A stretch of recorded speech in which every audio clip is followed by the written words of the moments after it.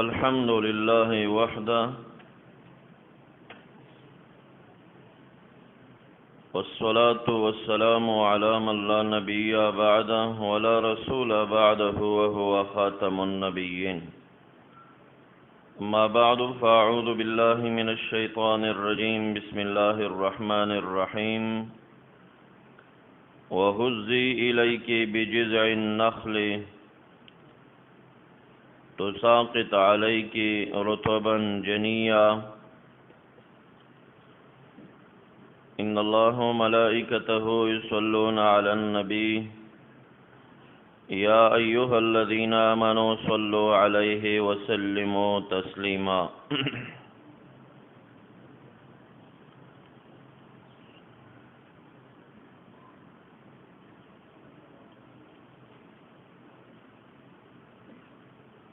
بلا مسئلہ نزاعی بیننا و بین المنکرین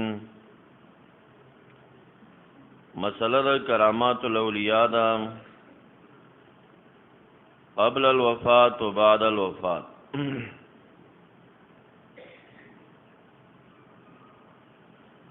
مشتمل گرزو پچن مباحث باندی مبحث اولین چکم دی هغا فهم د معنا د کرامت لغتن و اصطلاحا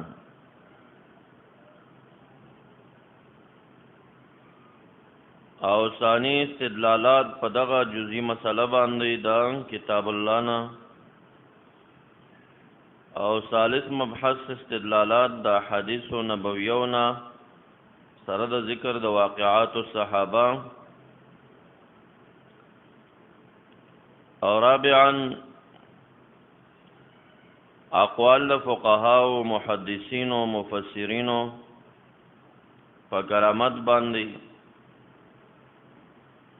او خامسا ذکر د کرامت بعد الوفات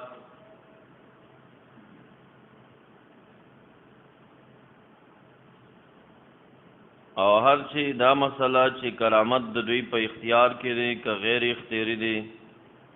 نو دغه جزیه باندې به من کې ان شاء الله نصوص د فقها راشي چې بعض اوقاتو کې دا اختیاري وي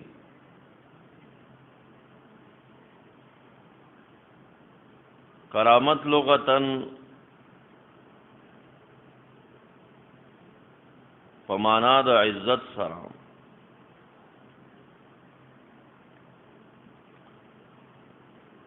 او کرامت معروفه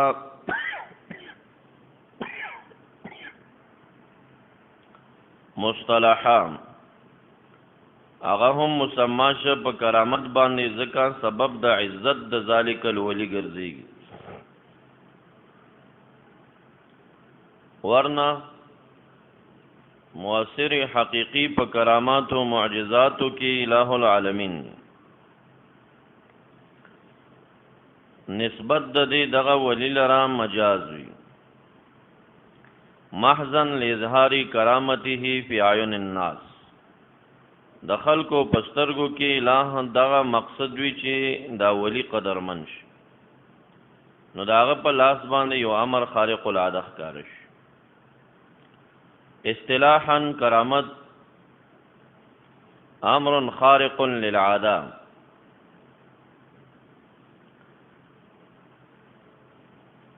یظهر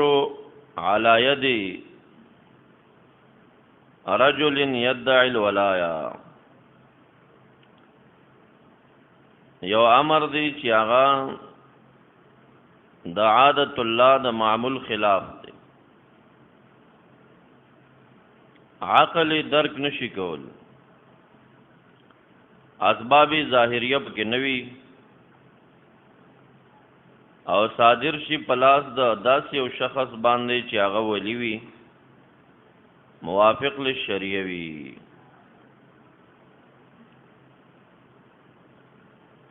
په کراماتو کې تحدي شرط نوي لکه معجزه کې چي وي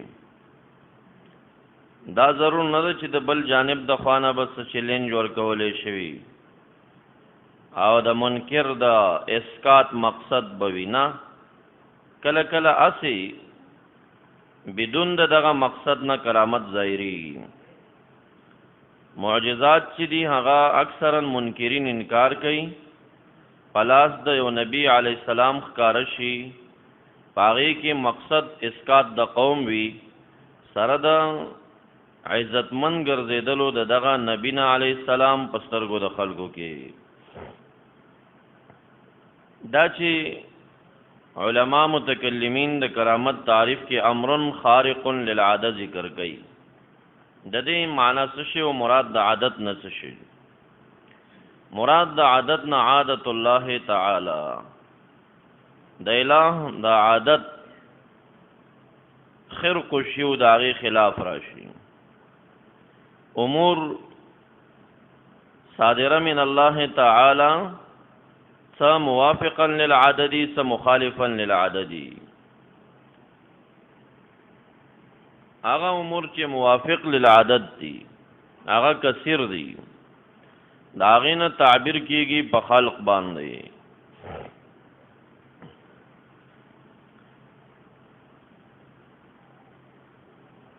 الہ العالمین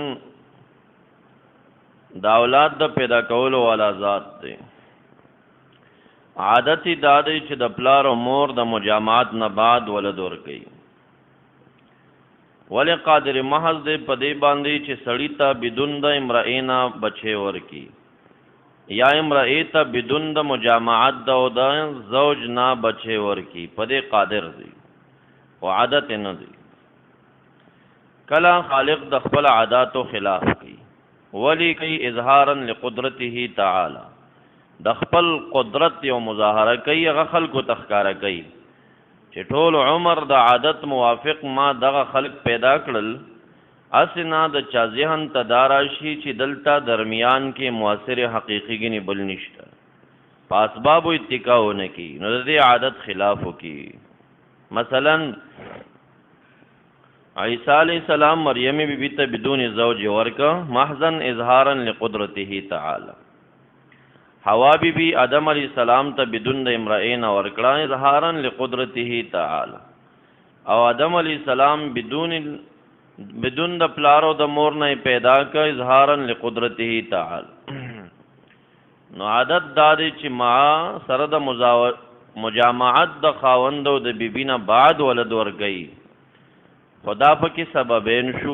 اسباب شو او عام معمول پدې جاری شه اسنا چې د خلکو ذهن کې د اسباب چې پلار او مور دا د رتبه ونسی چې دا مؤثر حقیقي په ولد کې ونه ګرځي نه ذهن بزی دیتا چې مؤثر حقیقي الہ دی هغه پیدا کوي دا ورته اسباب دي. کله د دې اسباب خلاف کوي د غدري زینو کې ښکارا کو نو خپل قدرت خلقو ته خود یا لک الہ العالمین په اور کې تاثیر د سوزولو پیدا کړی دی موافقا لعادتی تعالی دا عادت دی. 400 دی تلاش وړي نو هغه به سوځي خسړې وی کبد سړې وی سوځي وي دا عادت دی. کله کله د خپل عادت خلاف کوي. ابراهیم علیہ السلام اور تو غرزو او هغه ونه سوځو دا عادت خلاف یو کو دغه اور کې چا بچ کا الله جل جلاله مؤثر حقیقی پکې الہ دی او ښکارش د امر خلاف د عادت پلاس د یو شخص چې نبی و علیه السلام ابراهیم علیہ السلام دا معجزه راغ شو. روایاتو کې براشي عمر فاروق رضی الله تعالی عنہ تمیمی داری رضی الله تعالی عنہ ای دواړم دغه شانته اور دغه شانته اوري په لاسونو باندې پتنار وردن نکړي دي راغون کړي دي او دوی سوځولي نه دي نو هغه کرامت دا غي شو. څومره امور چې معجزه کې د انبیانو نه صادر شوي او هر نوع چولري نو رای د جمهور داده چې اومغه امور په ید د ولی باندې کرامتن ظاهر دي شي. ډیرو لګو علماو دې ته ذهاب کړی دي چې نه ولی لره کرامت فقط په لفظ د استجابت الدعاء کېشتا. استجابت الدعاء دارای د معتزله دا او د ابن حزم ظاهری دا دې زمانه له حدیث چې کم دی هغه معتزله او ابن حزم پس ذهاب کړی دي. هغوی کرامت د اولیاء نه حیاتن منی نه وفاتن منی. هغه حیاتن چې منی فقط په دومره قدر کې منی چې استجابت د دعا وشي، یو دعا وکړي او دعا قبول شي، بس دینا بغیر احیا د امواتو، الوتل په هوا، طیران فی الهوا، او مشی علی الماء، او زمانہ بعیده په لږ وخت کې راغونډول تو یہ مکان،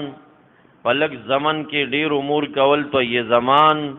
وغیرہ وغیرہ چې کم د معجزات او انواع ښکاره کړي شوي دي، هغه دوی په کرامت د اولیاء کې نه مني.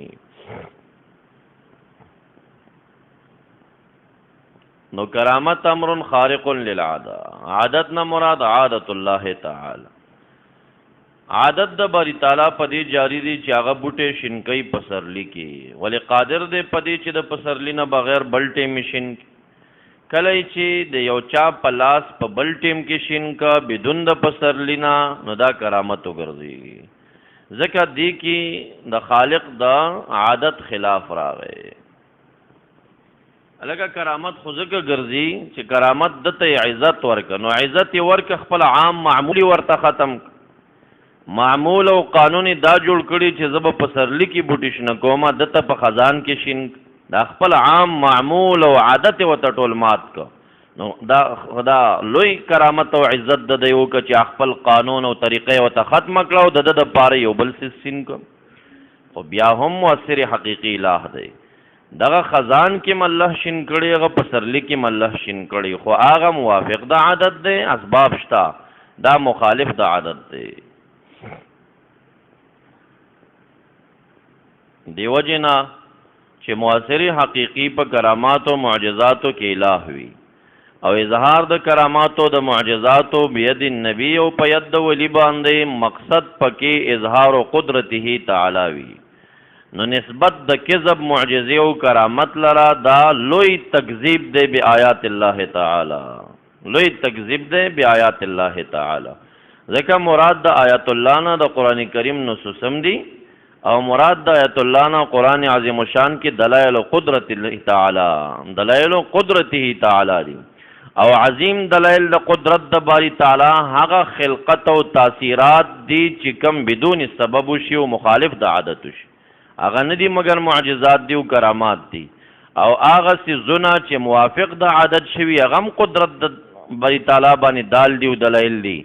لیکن هغه چې بدون د سبب نشوي هغه لوی دلایل دي په قدرت د باری تعالی باندې. دی وجنا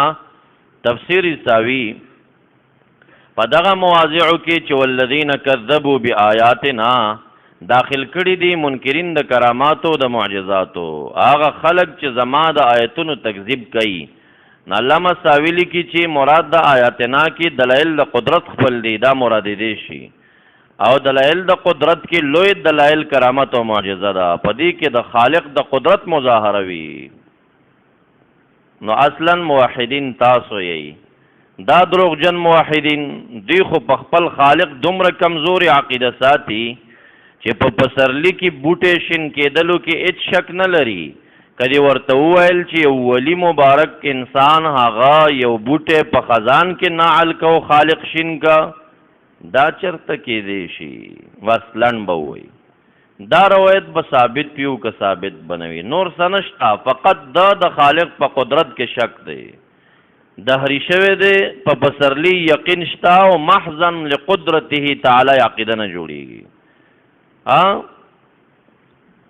یا اور سوزول کوي که اور کې ولی پریوتو تینا نجات بیا من، دا چرته کې دی شي. بیا نه ګوري ابراهیم علیه السلام حالاتو، کدی وی چې درې قدمه کې ولی رسیدلی او حرم شریف کې منځ کړي او بیا راغلی، دا چرته کې دی شي. بیا نه ګوري واقعي د نبی اکرم صلی الله علیه وسلم لیلۃ المعراج ته چې دا په څومره وخت کې شوی و، توی زمان څومره راغلی و، توی مکان څومره راغلی و. نو ټول هغه معجزات انواع د هغې افراد د هغې چې معجزه کې ثابت وي کیدی شي چې شي دي کرامت د ولی. که ودی وی چې د ولی په لاس باندې قم باذن الله الفاظو سره چرګ ژوند دی شه مړی ژوند، اوهو دا دی وي څه د شرکیات او عقیده وساتله. بیا نه ګوري د عیسی علیه السلام دعوو لره چې وحی الموتی باذن الله، نو الته حیات د موت او احیا خالق کولا د نه کولا د پکې مؤثر حقیقی نه دی، مجازي دی. خالق هغه احیا کړي د خو په ید د دی کړي د معجزه ګڼلې شوی. عادت دا دی چې څوک مړ کی بیا نه ژوندې کوي. عادت دا دی کله کله د خپل عادت ختمي بیا ژوندې کوي. ولی اظهارا لقدرته تعالی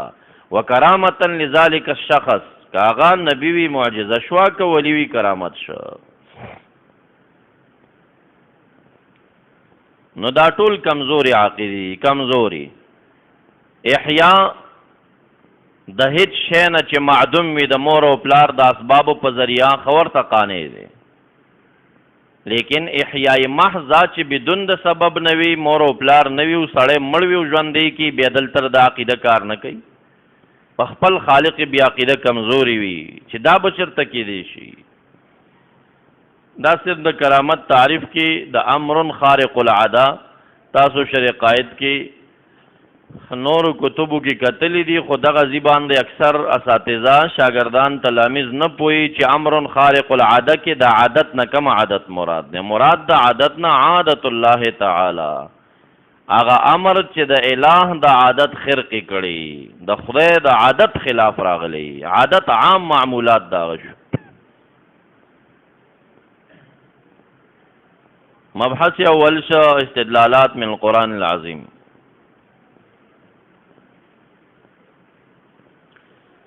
سورت مریم 15 نمبر آیت.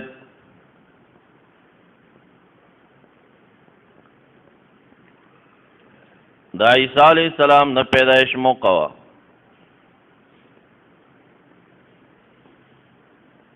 اجاءها المخاض الى جذع النخل. اراوستا دا بی بی درد د لنگتنا مخادو درد د لنگتن الى جذع النخل ڈڈ کجوریتا. ابن عباس رضی اللہ عنہما شرح کئی نخلت یابست اوچک لکا کجوروام پانم نلرلا. معمول داوی چې د ولد د پیدائش پټیم بی بی باندې تکلیف راځي یو سیز تلاسه چي. نو دې درد دغه ماشوم د پیدائش دارا وستا ډډ د کجوري تام چې دا ونیسی. دلته ډېر افسوس ورزي یا لیتنی کنت نسیم منسیا. مخکې نمړوي اموت قبل هذا وكنت نسیم منسیا. جبرائیل علیہ السلام आवाज ورته کوي حزی الیک بجذع النخل. لقاد فرشتو مال اولیاء داسم بعید ندا بعید ندا. خودینا تعبیر په وحی نه کیږي، په الهاماتو کیږي، په الهاماتو باندې. او چا چې قول کړي چې مریم بیبي پیغمبر وان قول ضعیف دی د جمهور خلاف. حزی الیک ما حرکیها اخذوا بجذع النخل دا ډډ د کجورین. ابن عباس سے فرمائی یا بے سو چکلا کوا دے تلاس ورڑا ځان خواته لگ زور کا. استاد الله سره به دا اوج ډډ د کجوري تکشینش بیا به د میوو نه ډک دا میوې به بیا پخې وي. متصل تو ساقط را طلب کی دا کجوری پتا باندې رطبن جنیا کجوری تازه. بیبی چې څنګه لا سورړم سترګو رب سره بیا تک شینشم سترګو رب سره تک شینش بیا او د شین کې دو سمتصلم بیا د کجورو نه ډک کجوری بیا پخې وي د بر نه پیرا تلش. اوس عقیده بسوي چې دا درګه आवाज کڅو خبره کوي ته دې خپل کوشش کوي کنه.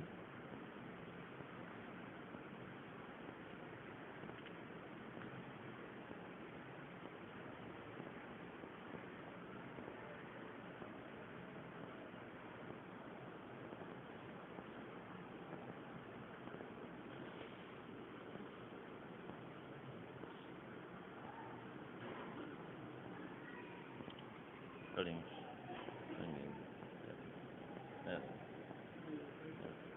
ما غي ته وی زه خپل سعی کوم کنه مسلې دوه دي او زه خپل کوشش کوم یو سړی چاته پته مې بیا را نشي او بیا چغې اوازونه کوي دا مور ته تاسو خپل انتظام پوره ساتئ او زه کوشش کوم صحیح ده چې اوس پیدا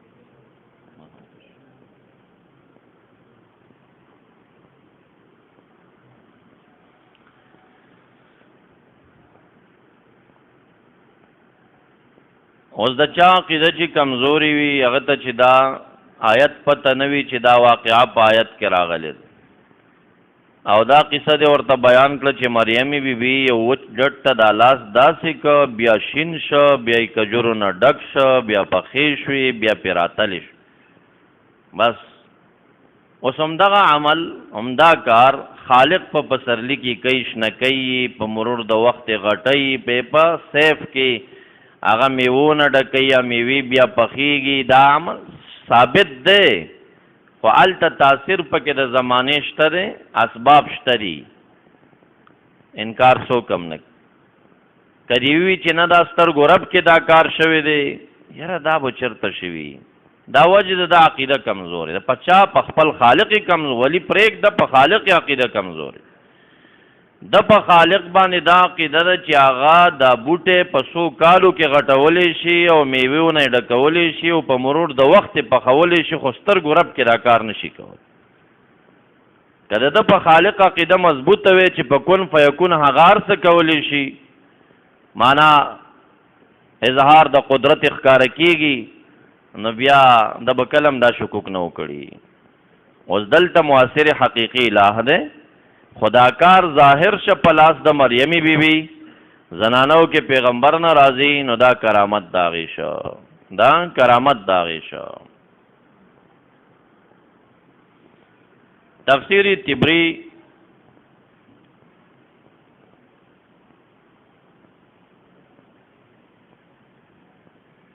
اتلسم جل یوصل اتاویا صفحه دا او بعضی چاپونو کې نهم جل یو ویمه صفحه ده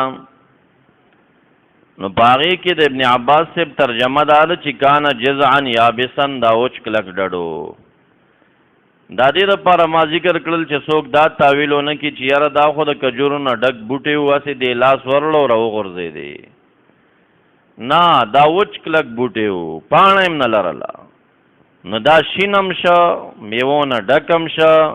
میوې پخیم شوي او تساقط هم راغی دا محضن اظهارا لقدرتی تعالی د دهریانو خلی بند کړه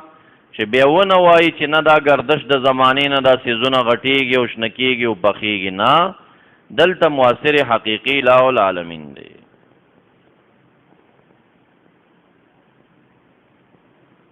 آیت نمبر ثانی د خضر علیہ السلام دا درې واړه حالات او واقعات کرامت د جوړیږي په قول د هغه چا چې وای هو ولینا دی ولی دی فانطلقا موسی علیہ السلام خضر علیہ السلام دواړه روان شو تر دې چې رااله د اهل قريه چینتا کیوام طلب د طعام او که اهل اهل داغین فابو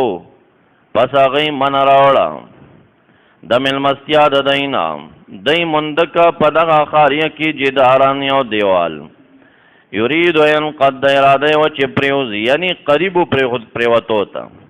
فاقامه پس را نیغ کا خضر علیہ السلام هغې لرم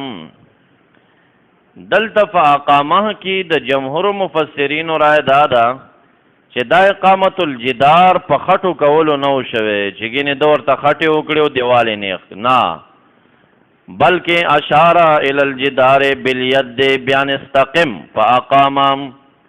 خضر علیہ السلام ورته دا ګوته داسې ونیوه نیغ شه بس دیوال نیغ ودرېده نو دا کرامت د دلته ښکاره شو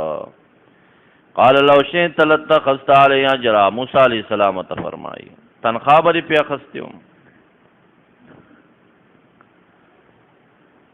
تفسیری قرطبی و لسم جلت اجتماع صفحہ کی ورقاتو کی تاسو سره مذکور دے ذکر کئی ففی هذا دلیل علی کرامات الاولیاء دې کې د اولیاء د کرامت اثبات دی.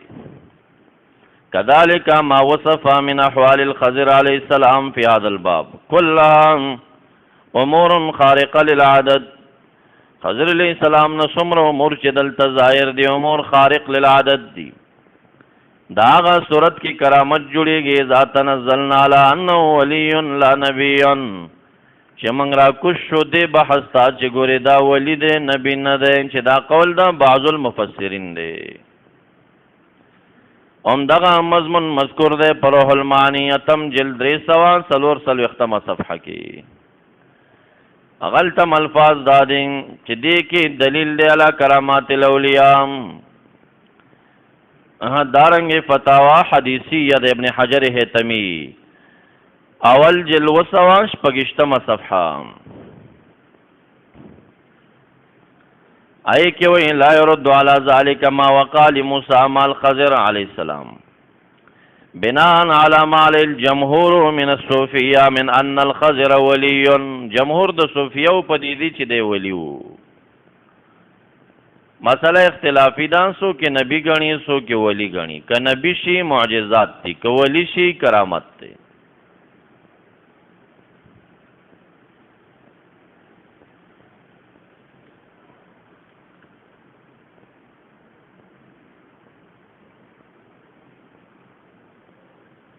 منهاج د امام نووي پن لسم جل یوصل و درشم صفحه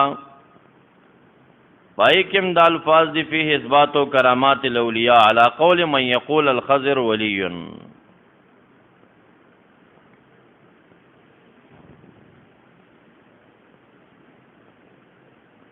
آیت نمبر 3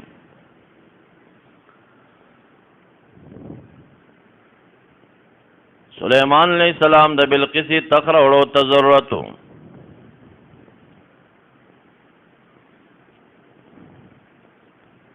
عفریت من الجن ویلی وانا آتیک بی قبل ان تقوم من مقامک. دویل زما جلد پکار دیں. قال الذي عنده علم من الكتاب. قول د جمهور داره چې الذي عنده علم من الكتاب هو آصف بن برخی علیہ السلام کان صدیقنا. دار صدیقین اولیاء نو. انا آتیک بی زیرونم تاتا قبل ان یرتد الیک طرفک مخک د واپسې د نظرستانم. فلما را هر کله چې ولیدم سلیمان علیہ السلام دغه تخت مستقرن عنده چې پروت دی ثابت مخته. قال هذا من فضل ربي ليبلوني اشكر ما اكفر ومن شكر فانما يشكر لنفسه ومن كفر فان ربي غني كريم. دا یو شو بچ هغه پیغمبرو دا ولی خپل ول نه راوړو نه د دې خو ډېرې وجې کېدی شي. ظاهری وجہ عند اهل العلم دا کې د سلیمان علیہ السلام نبوت او شان او معجزہ مسلمه وا بادشاہو کنو عظمت او جلال او کرامت هر څه خلق منل. سلیمان علیہ السلام دې مقام کې خلق ته د امت د اولیاء او حالم خای چې زما په رعایت کې د سه ځوانان شته چې دی پلاس د سه کارونه ښکارا کیږي. صوفیای کرام تاویل دا کوي چې یو نزول دی بل عروج دی. په حالت د نزول کې استجابات قلیل وي او د عروج کې کثیر وي التمستی وي. سلیمان علیہ السلام عروج تام شوی دینه بعد نزول ام تام شوی خدمت د خلق کې لګیاو. او آصف ابن برخی علیہ السلام په حالت د عروج کې په مستی کې په حالت د وجد او د مستی کې سیر کې خوشي وو. دا حالت د استجابات وي. دا حالت د استجابات وي نو ذکر د استجابت زیات شو. صوفیا په دې قائل دي چې په حالات د عروجاتو کې خوارق زیات وي. خوارق زیات وي. په حالت د نزول کې ارشادات او خدمت د خلق وي خوارق قلیل وي. بیا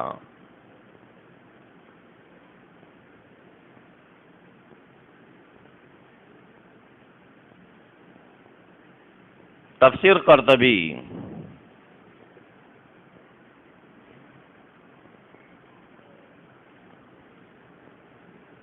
دیر لسم جل یوصل و درشم صفحہ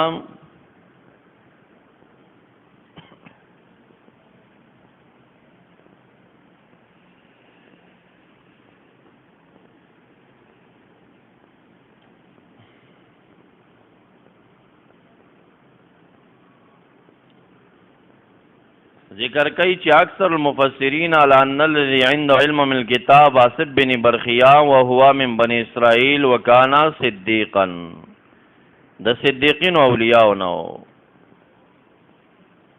په یوصل و درشمه صفحه دغه تفسیر باندې بیا ذکر کوي روی انه صلی رکعتین دو رکعتا منزیو کا والذی علیہ الجمهور من الناس انه رجل صالح من بنی اسرائیل اسمه آصف بن برخیام روی انه صلی رکعتین دو رکعتا منزیو ثم قال سلیمان یا نبی اللہ امدد بصرکم اوگد کا بصر دے فمد بصر اغا قتل طرف دے یمن تا فیضا بالعرش تخ موجود دی فما رد سلیمان بصر الا عنده بیا لگ لندی لکی ان کانا من آصف من غیری من اولیاء اللہ فہی کرامتنا دا کرامت شو و کرامت الولی معجزہ او کرامت دا ولی دا معجزت النبی دا دغا پیغمبر معجزہ جوڑی گی تاو سلام دا الفاظ با موجود وی کرامت الولی معجزت النبی ورقاتو کشت دی دا هر یو پیغمبر ولی د لاس نه چې کلا کرامت ظاهر شي دا دغه پیغمبر معجزه ګڼل کیږي څنګه د اتباع شریعت دغه پیغمبر کړي دنو کمال داغه شو ځکه په دې زی کرامات ګرځیدلې زمنګ دی امت کې چې څومره کرامات ظاهر دي دا بعد الوفات معجزې د محمد عربي دي دا دغه په لاس کار کیږي داغه د برکت اخکار کیږي بیا وای قال القشيري وقد انكر كرامات الاولياء من قال ان الذي عنده علم الكتاب هو سليمان سوک چې وای چې دا سليمان عليه السلام خپل راوړیو یو قول دا شته ضعیف وی دې خبره قائل په حقیقت کې د اولیاء د کرامت منکر وی د په حقیقت کې د اولیاء د کرامت منکر وی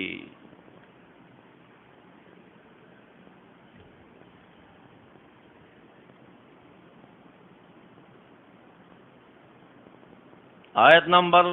3 سورہ آل عمران و درشم نمبر آیت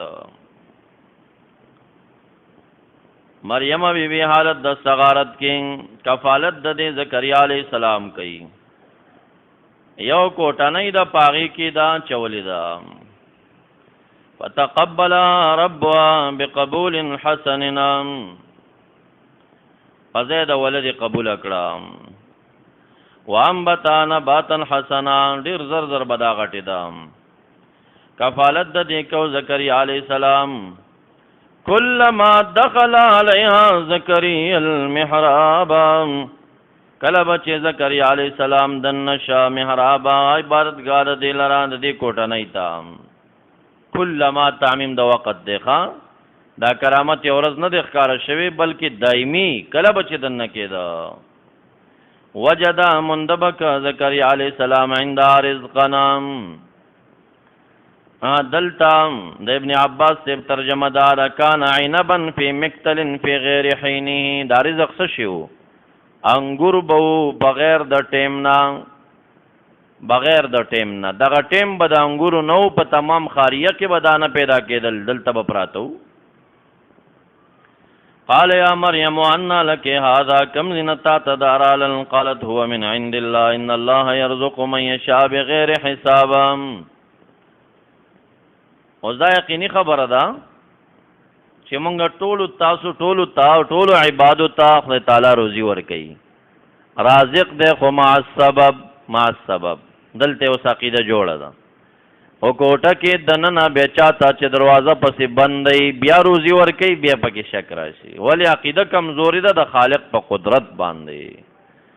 په اسبابو اتکا شته خو د خالق قدرت ته عقیده نه ورځي نو د کرامات او معجزاتو کې ګوري چې هر څومره ضعیف روایت د ته چاپ پیش کچون چرابه نه کوي ځکه د خالق په قدرت کې خبري راځي دیو جنا جلال الدین سیوطی رحمت الله علیه خصائص کبرا کې دلی کی چې روایات په باب د معجزاتو کې ضعیف امراشی درجه د حسن لري ضعیف روایت دی راشي درجه د حسن لري. وای ځکه معجزات او کرامات د قبیلې د ترغیباتو نه دي او په ترغیباتو کې ضعیفه مقبول دي. دا فضائل دي د یو شخص صفتونه ته بیانې کنه. نو په دې باب کې خو ضعیف په اتفاق د محدثینو باندې مقبول وي. بل د خالق د قدرت نه انکار راځي نو ډیر زیات سوچ دی کې پکار وي.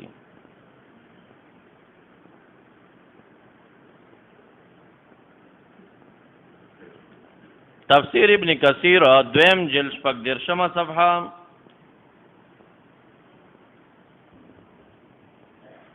چې بعضې چاپونو کې اول جلد 351 صفحه جوړیږي.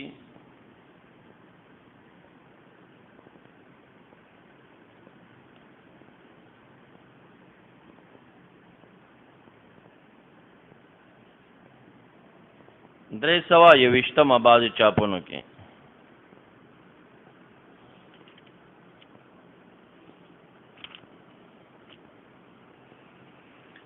دای کریمه ذکر کوي بیا وایي وفيه دلالة على کرامات الاولياء دا دلیل د کرامات الاولياء دی. وفي السنه لهذا النظائر كثيره په حدیثو کې د دې لپاره ډېر زیات مثالونه دي. هغه زما د حدیثو باب کې براشي.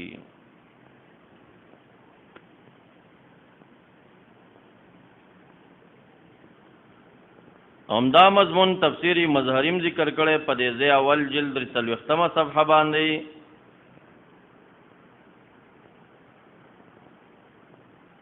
او دا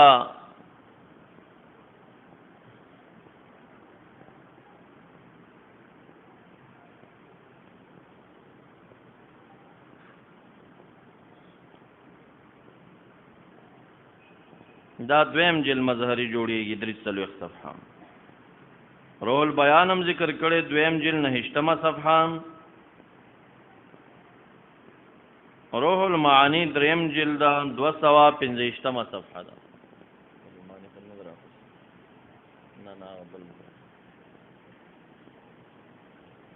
او الفاظ د روح المعانی په دې ځای کې دادي چې منکرین د کرامات الاولیاء معتزله دي.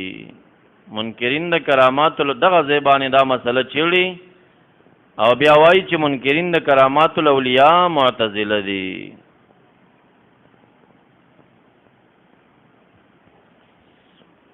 کم څوک چې معتزلی شي نو هغه خو بیا خپل اصول لري. د خپل اصول موافق هغه ته که څومره نصوص په کراماتو ملو شي به نه مني. ولی دا هغوی دا اصل دی چې شریعت مطهره مونږه تراشي موافق د عقل دی که مخالف د عقل دی. روایات چې په حدیثو کې راشي موافق للعقل دویم قبلې مونږم قبلو. او کم روایات چې مخالف د عقل راشي بنیادی فرق د اهل سنت والجماعه د معتزله سره دا دی چې روایات مخالفه مع العقل کې هغوی ترجیح عقل ته ورکوي نقل متروک ګرځي. او اهل سنت والجماعه ترجیح نقل ته ورکوي عقل متروک ګرځي. دا بنیادی اختلاف دی.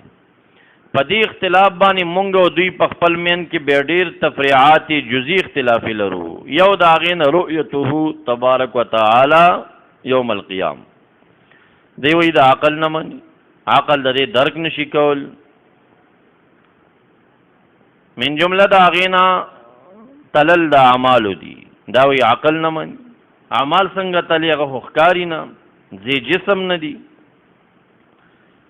من جمله د هغې نه پل صراط دی. دا عقل نه مني دومره نری دی او دومره تیره دی نو مزل پې څنګه کې. من جمله د هغې نه عذاب قبر دی. دلته فرشتې د کم خوا نه راشي اتنګ ځي کې ګروس څنګه اوچت عقل نه مني. دا من جمله د هغې نه کرامت دی. کرامت ولی نه مني وایي دا د عقل خلاف دی. که ته وایي حدیث پې راغلي ایتونه پې راغلي وی مونږ ته شریعت چې زمونږ د عقل خلاف راشي نه شو قبلولی. دا بنیادی اختلاف دی زمونږ او د معتزله. اشاعتیان چې دي ډیرو مسایلو کې اعتزال ته تللی دي معتزله دي. شیخ حسن جان سے په بعضې اوقاتو کې په راولګېده په دې خلکو نو خصوصي مجالسو کې به یې ډېر څه ویل. یو بیان دی د شیخ ادریس صاحب په دوره حدیث فراغت په کال د ستربندۍ کې شوی دی. نو د هغې یو ځل ما اورېدلی و، یو طالب سره و، پای کې په دې 2 ډلو نومونه اخیستي دي او په دې باندې تقریر کړی دی. اهل زیغو باندې اهل سنت یې بیل کړي دي. او په کار هم دا ده چې هر ختم البخاري کې دا بیان وشي. دا مشایخ یو خوا بل خوا ځانونه اړی راړی، ځکه چې کتاب الرد علی الجهمیه امام بخاري اخري کتاب لګولی. نو جهمیه خو څه یهودیان او عیسویان نه و که نه چې دې کې سیاسي بیان ته لاړ شي. دا جهمیه چې و دا دغه ډله وه چې کوم د اهل زیغ نه یو عظیم جماعت و، او امام بخاري دلته په هغې رد کوي. او بیا چې کم آخري باب لګېږي ان اعمال بني آدم یوزن او توزن، د آخري عبارت اعمال د بني آدمو دا تللی دا رد په معتزله باندې. نو په کار ده چې هر شیخ الحدیث په ختم البخاري کې دا مسلې وچیړي، چې نه چیړي څه چلو کو مونږ ورسره. نو شیخ حسن جان سے بغا شروع شوی دی دا رد بیا سوای الفاظ دا دی. وی جبریه فرقه که پیدا کول غواړي نن سبا تبلیغی حضراتو کې شته د الفاظ، او معتزله کله ټول غواړي په اشاعتیانو کې شته د الفاظ دي. خوارج کله ټول غواړي په وهابیانو کې شته دا. نو نمونه بدل دي. مونږ او د هغې دومره الفاظ دي مونږ وایو چې اشاعتیان معتزله دي، بس هغه دومره یو سیاست نه کار اخیستی دی چې ټول نه دي خو پکې شته دي. او مونږ وایو تبلیغي حضرات جبریه دي، هغه ویلي چې نه دې کې شته څه خلک جبریه.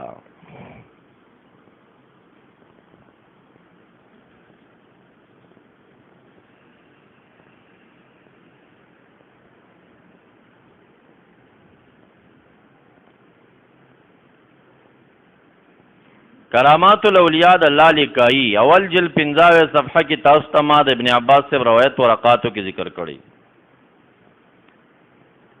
چې دا عنبن فی مقتل فی غیر حینه، مقتل زنبیل طویلیش. پنځم دلیل،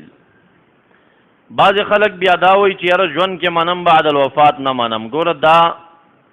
دا د خدای په قدرت کې لوی شک دی چې څوک دا خبره کوي.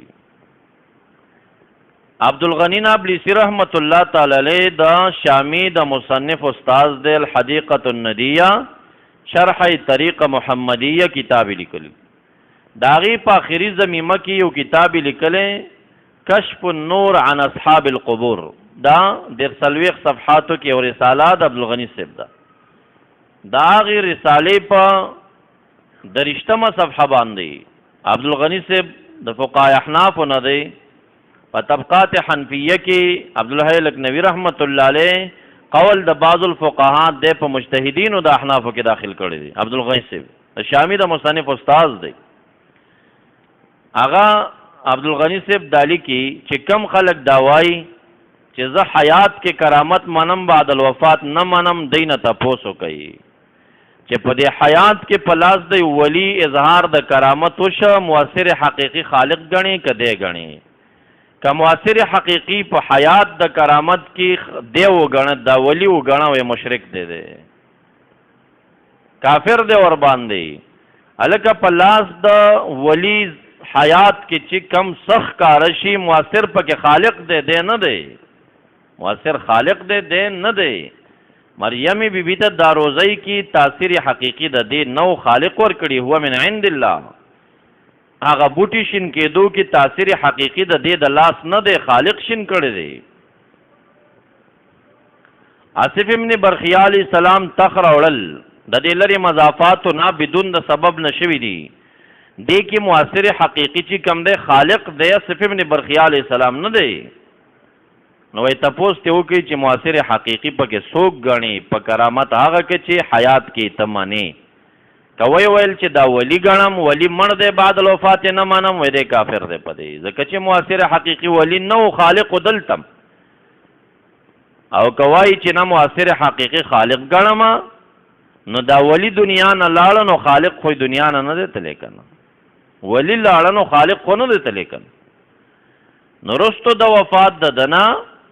لکه دنیا کې چې د په حیات کې خالق د قدر او عزت د خلکو سترګو کې اچو یو څه ښکاره کړل، نو بعد الوفات هغه خالق قادر دی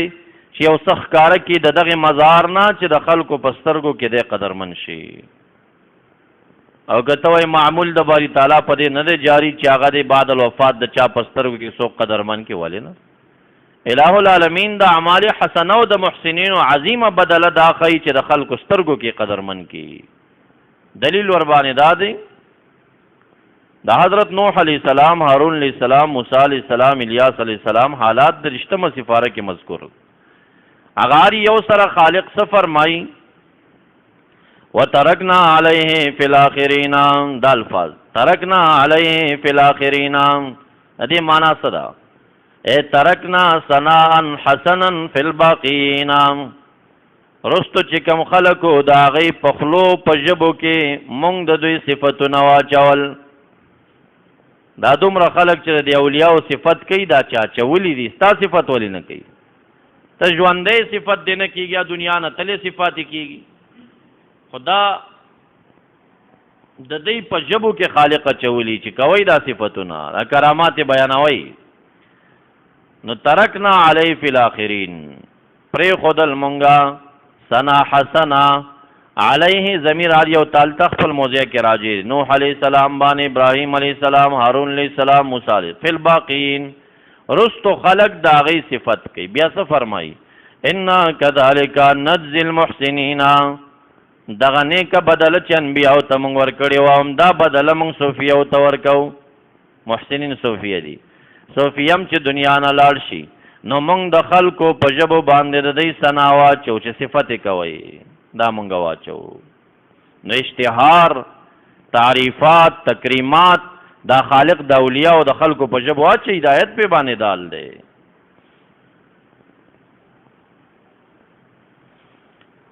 بیا یو زدی بوای چې بعد الوفات نه منم د قران کریم د نص نه بعد الوفات کرامت چې ثابتوي سورۃ کاف آیت نمبر 15 سفارہ وتر الشمس اذا طلعت تزاور عن كافهم ذات اليمين واذا غربت تقرضهم ذات الشمال دا اصحاب کهفنا د انور ذات الیمین او ذات الشمال تاویدل را تاویدل دا دلتا علماء اهل ظاهره په تاویلات سم ستړي شوي دي کله د غار خله په دی اړخ باندې کیو کله د غار خله په دی اړخ چې دی اړخ ته کی نو دا یو جانب بیا نه صحیح کیږي کدی اړخ ته کی دا بل جانب نه صحیح کیږي دا بسنګ صورت وی چې دی پسنګ حال کې پراتو چې د انور پار اړخ کې به تاویدرا تاوید سترک به ورکه خلودی وجود به نه خرابو نو دا څنګه حالو نو دیزی باندې تفسیر روح المعانی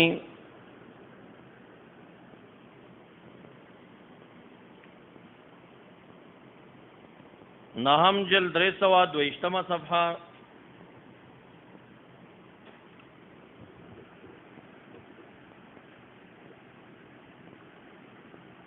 دا تاویلات کثیره ذکر کړی دي کم چې تاسو اساتذهونه تراجمو کې دلته اورئ ترجمو کې دیوای وقال الزجاج زجاج وی لیس ذالک لما ذکرا نه دا داسی دا چې ذکر اقوال شو چې د غار خله په دیاړه خوا یا په دیاړه خوا بل لمحض صرف الله تعالی الشمس بيد قدرته بلکې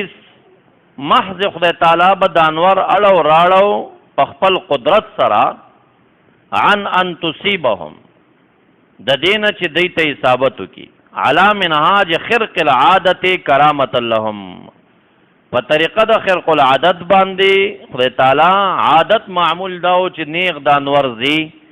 دغه وخت کې به دیزی ته چراغ د انور به تاو راتاو کو کرامت لهم دا محض سشو کرامت د دیو نو دا کرامت بعد الوفات دی چې نور ته نه یو قابل خوا تاویږي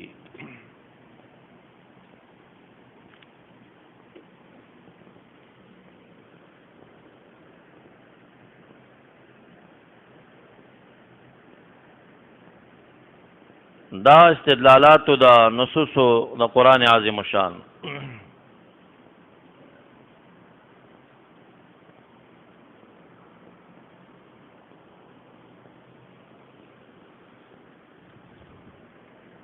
مبحث ثانی استدلالات دا حدیث نبویون.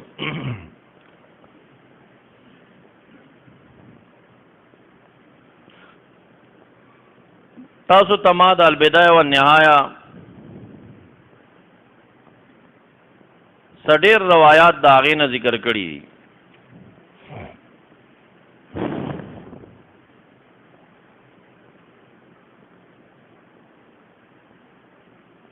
دغه روایتو تغوک شي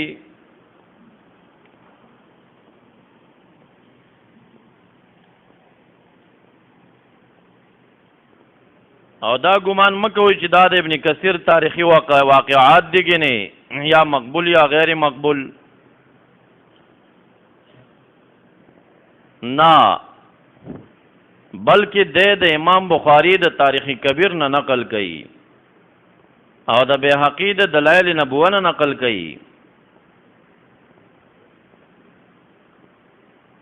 روایت تغوک شي. قال البخاري حدثنا محمد بن المثنى قال حدثنا معاذ قال حدثني ابي عن قتاده قال حدثنا انس بن مالك ان رجلين من اصحاب النبي صلى الله عليه وسلم خرجا من عند النبي صلى الله عليه وسلم وما هما مثل المصباحين بين ايديهما نمشفدام د رحمت للعالمین دو صحابه کورنو تروان تیار دام مخې تا ورته دوه ډیوې ولګېدې رڼا شوه. دوه ډیوې یو ترڼا کوي یو بل ترڼا کوي. فلما افترقا صار ما كل واحد منهما واحد حتى تاهلو. کله چې سره جدا شو بیا هر یو د دې سره دغه مصباح رڼا شوه تر دې چې کور ته ورسېدله. دا امر خارق العاده عقل کار نه کوي چې دا رڼا کم ځای نه رااله. خو زمونږ اسبابو ظاهري او ته عقیده ده بټن او انګریز جوړه کړي بجلی رڼا جوړولی شي او خالق بدون د سببه زمونږ عقیده بیا نه ورځي چې قادر دی په دې باندې.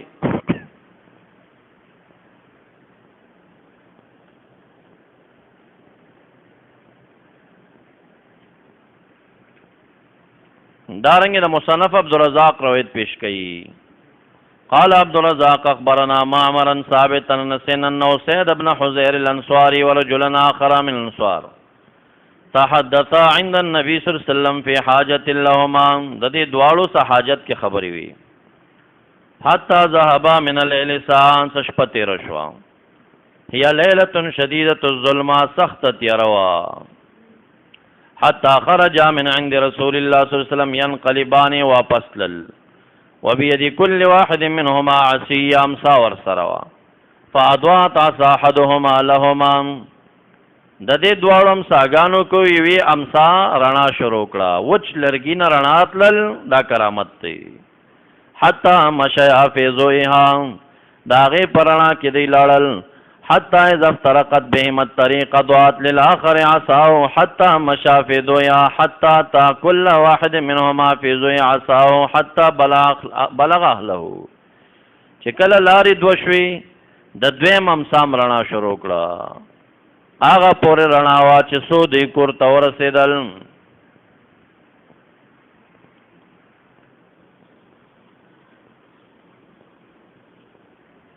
دارنګ بل روایت پیش کړي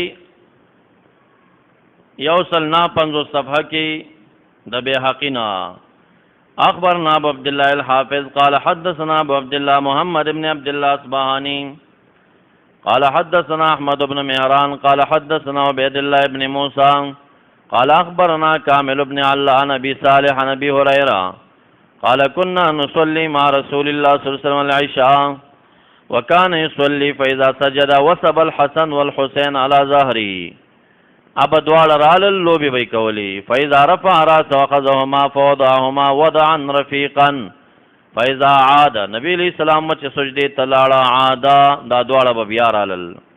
فلما صلى جعل واحدا ها هنا واحدا ها هنا غي کې نول. ابو هريره رضی الله عنه فرمائے فجئت ذوت العالم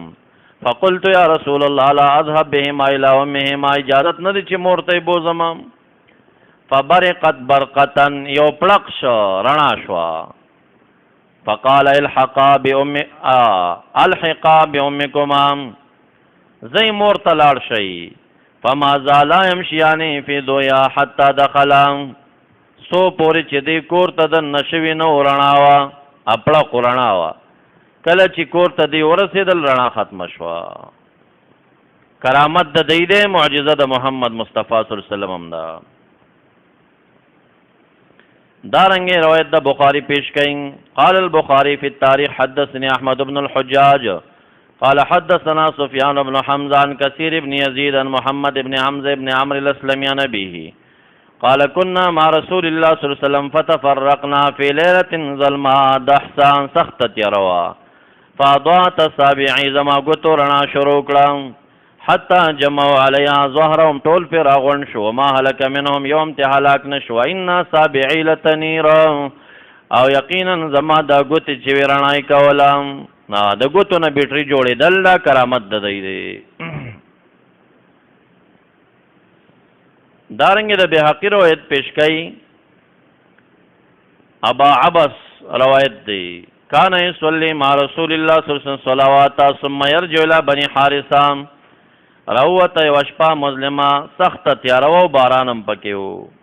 فنویر له فی عصا او پامسا کې و ترنا جوړ شو حتی دخل دار بني حارثه ته ورسید. بیا روایت د یزید بن اسود پیش کړي. هو من التابعین انه كان يشهد الصلاه بجامع دمشق من جسر فربما اضاءت له ابهام قدمي في الليله المظلمه پسخته تیارش پکې بکلا د خپې غټې ګوتې رڼا شروع کړه په رڼا بکورته ته اسود بن یزید.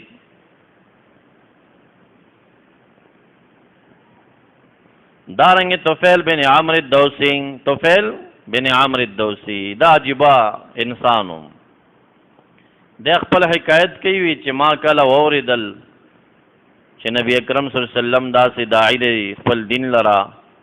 خو ما ته چاوي چې دی عیاذم بالله ساحر دی چې خبرې دی ورته واورېدې بیا دی اړوي نو وایي چې کم مجلس کې به دی زه به هلته نه تلمه. طفیل وایي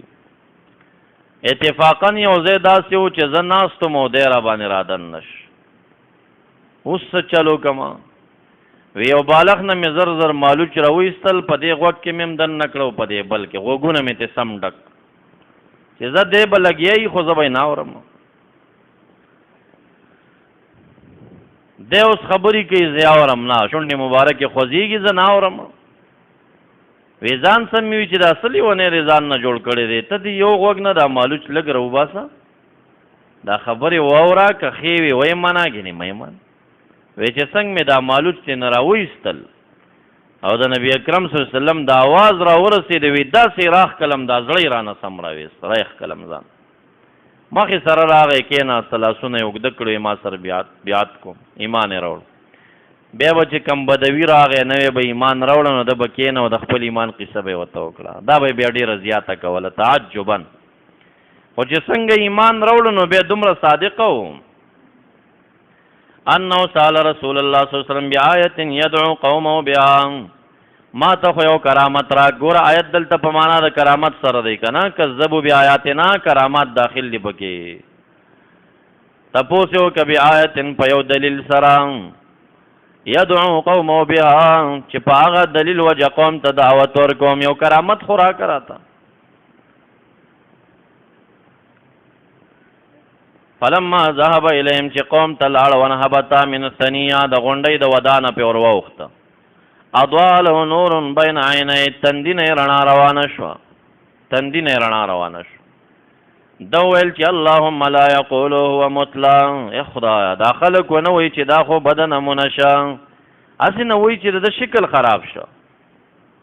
فحوله الله الى طرف صوته وګرځو دغه رڼا خدای تعالی د ده د درې هغه یو طرف ته حتی جعلو یرونه مثل القندیل داینه به د قندیل په شکل رڼا خطا د په دعا باندې تاریخ کې ما دا لیدلي چې ګوتې ته یې راله ګوتې کې به بیا رڼا وه تندي کې تور ټاکې څه کوي چې دا سپینه رڼام د دوی خوښه نه وه چې څوک ورته مسله ونه وایي سپینه رڼا دی اوس تور ټاکې جنتي محراب کرات سبا به مسله د سیما وي سیما دا د خوارجو ټاپه خلکو سترګې پټې کړي علما او خواص او عوامو دا راته د جنتیانو نشانه کړه او د قرآن کریم د دې عظیم آیت چې سیما هم فی وجوه من اثر السجود یو غلطه ترجمه دنیا کې خوره ده او د دې ټاپه په سجدة سودا سره محض تحریف د کتاب الله دی دا چند واقعات د کراماتو د صحابه او مستند سندی لحاظ سره د امام بخاری د تاریخ په حواله د امام بهقی او د مصنف عبدالرزاق په حواله چل بدایه نقل کړیو اوس دا چې مخ کې ویل چې جمی انواع د معجزاتو چې دي هغه کرامت کې دي شي کاغه احیا د موتاوي کاغه عدم سوزیدل په اور کې وي او کاغه توي د مکان وي کاغه توي د زمان وي کاغه هر سوي دا چې اور دوی نه دي سوزولی کرامتن مثل د ابراهیم خلیل الله علیه السلام اگر روایت ابن کثیر په 180 صفحه کې ذکر کړي ورقاتو کشتا روى الحافظ البيهقي من حديث عفان بن مسلم عن حماد بن سلمى عن الجريري عن معاوية بن حرمل قال خرجت نار بالحرام حرام مدینه منوره کې وزیو دا غین اور وروته فجاء عمر الى تميم الدارين عمر فاروق سے تمیم سے تراغه فقال قم الى هذه النار را پاس دی اور پورین قال یا امیر المؤمنین ومن انا وما انا زسوکم زسشیم عاجزی کوي زس ابراهیم علیہ السلام خو نه مچ زبوز دی اور تورزم قال راوی وی فلم يزل بي حتى قام معه عمر فاروق سے ورپسې او چې نه را پاسې به مجبوری کا را پای سود ځان سره راوی وی وتبعتهما زم ورپسې شم فانطلقا الى النار دواړه اور ترالل فجعل تميم يحوشها بيديهم حتى دخلت الشعبة ودخل تميم خلفهم شروع حضرت تميم يحوشها بيديه حوش دا اور داسې په لاسونو راغونډولو اخور شوی په کورونو کې راغونډوي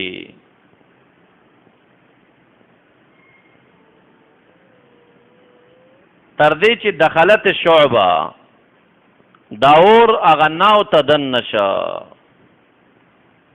ودخل تمیم خلفا تمیم اداری پس رست وردن نش اور پسې دی کورون نه خوې وېستا دغه ته دن نک نا وتا قال فجعل عمر يقول ليس من را كمن لم يرى قال ثلاثنا نوی یقین دا چا چې پسترګوي کتلې پشان د یقین دا چا چې لیدلې نه صرف اوریدلې یعنی یقین د دې چې ابراهیم علی السلام اور 900 زولې په دې خو زموږ یقین دی د ټولو نس نه ثابت او چې څوک پسترګو داسې کارو ګوري دا غي یقین ته د هغه چا یقین کله رسي چې هغه اوریدلې وي یعنی زموږ یقین مضبوط شو سا دا درجه د عین الیقین شو کنه عمر فاروق سپتا او حضرت تمیم ته دا درجه د حق الیقین شو او موږ او تاسو ته درجه د علم الیقین او چې علم یقین نفي شي ایمان نفي کیږي کچا شک کو پدې کې چې خالق ابراهیم علی السلام دلته نه دی بچ کړي یا نشي بچ کوي کافر کیږي یا دا معجزه نه وا نو زموږ علم یقین دی عمر فاروق سے پسترګو ولید چې تمیم سے ابدن نشور کې او وینه سوځو نه دا عین الیقین او دغه ځکه تمیم داری ایمان حق الیقین شو هغه خپل دن نشو نه سوځید دا درې درجه داسې مثال لري اور سوځول کې درجه د علم الیقین صحیح ده ستا مخ کې او سړی او سوځو رمباړي وهي درجه د عین الیقین شو ستا ګوتې اور واخیسته وسوځېدې درمن شي درجه د حق الیقین دا عام او د خاصو د ایمان دغه فرق دی تم وای چې امنتو بالله انبیا موي چې امنتو بالله زما استاد ایمان درجه د علم الیقین او د انبیاء درجه د حق الیقین دا کم اولیاء چې شواهد او کرامات دلایل د قدرت نظاره کړي نوري کتل فیض کتل رحمت بسترو دا غوی به درجه د چاوی د علم الیقین وی د چا حق الیقین ته ورسیږي مونږ اوسم وایو چې قیامت شتا جنت جانم شتا بیا چې جنت تدن نشو بیا بم وایو چې جنت شتا خو سوچو کوي چې هغه یقین او دا یقین به فرق لري کنه ډیر فرق لري دا یقین درجه د علم الیقین دا چې وردن نشو درجه د حق الیقین دا حق الیقین دا او چې قیامت پر ورځ ولاړیو جنت د لری نګورو دا د عین الیقین دا بیا به هم پسترګو چې ورنه نوزونو دا د حق الیقین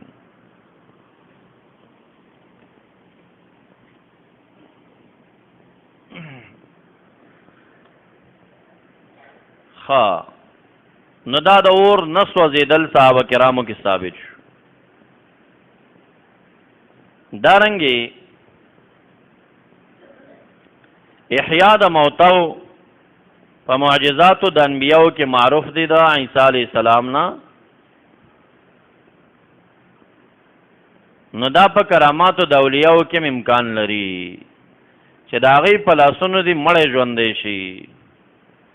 د شیخ عبدالقادر جیلانی رحمت الله علیه حالاتو کې کتب لیکلي پلیټ کې اډو کې د چرګ واچول قم باذن الله وی پاسې دا کمزور عقیده والا دلتا بس په استراب دا چرته کې د شي دا شرکی عقیده دا نه کې شرکی نه دا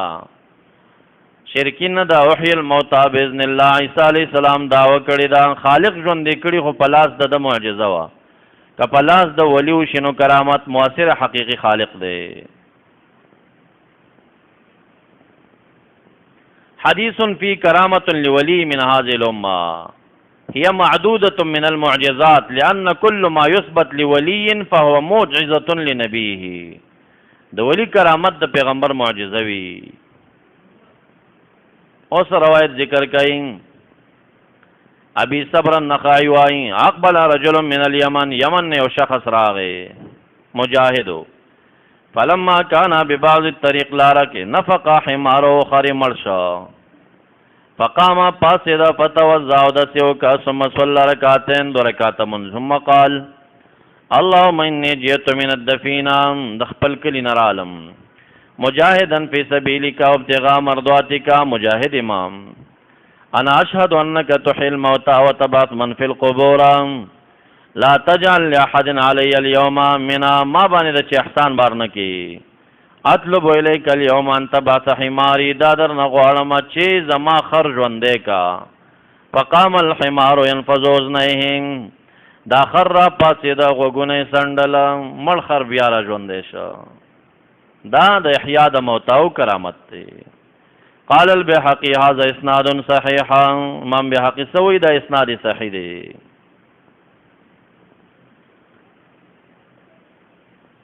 همدغه روایت بلم ذکر کوي بیا دې مضمون باندې یو دویم روایت د ابوبکر ابن ابي الدنيا نه پیش کوي ايكم دادي فإني اطلب اليك ان تبعث لي حماري ثم قام الحمار فقام الحمار ينفذ اذنيه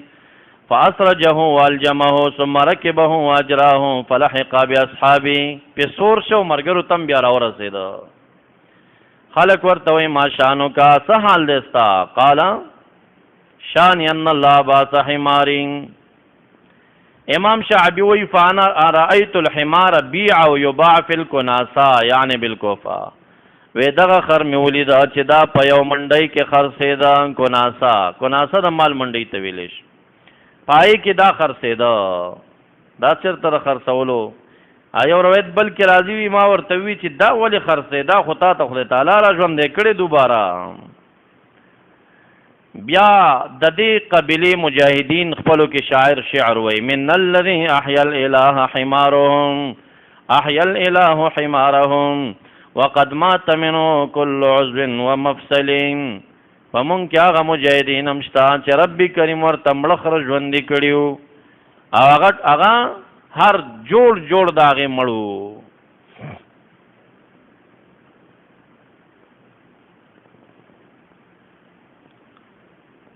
دارنګي ابوبکر میں بی دنیا بل روایت ذکر کئی د انس ابن مالک سره داغه پر روایت سره قال عدنا شابا من الانصار دا انصارو یو نوجوانو منگ بیمار پرسی تورلو فما کانا بیاسرا من انماتا زر مرشو فاغمدنا و منگسترگی و تپٹکلی و مددنا علی صوبان جامم پیواچولم قال بعضنا لأمه احتسبین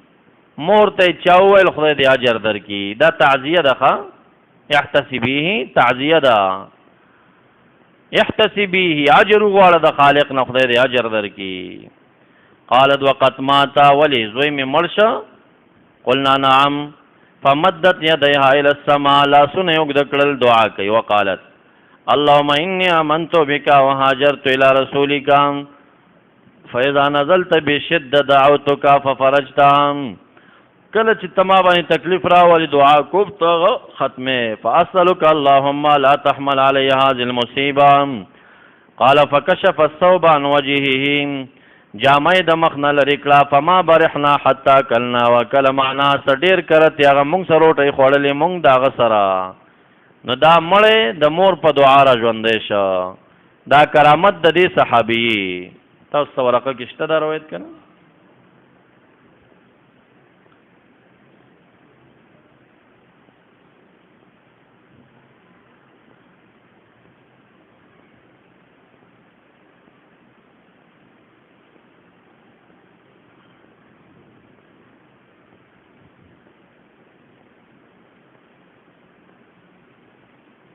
دلته د بهاقی پر روایت سره او دویم روایت ذکر کوي د حضرت انس سے با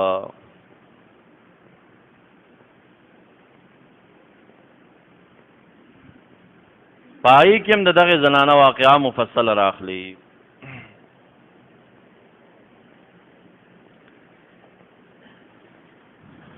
دارنګ د علا بن عمرو حضرمی رضی الله تعالی عنہ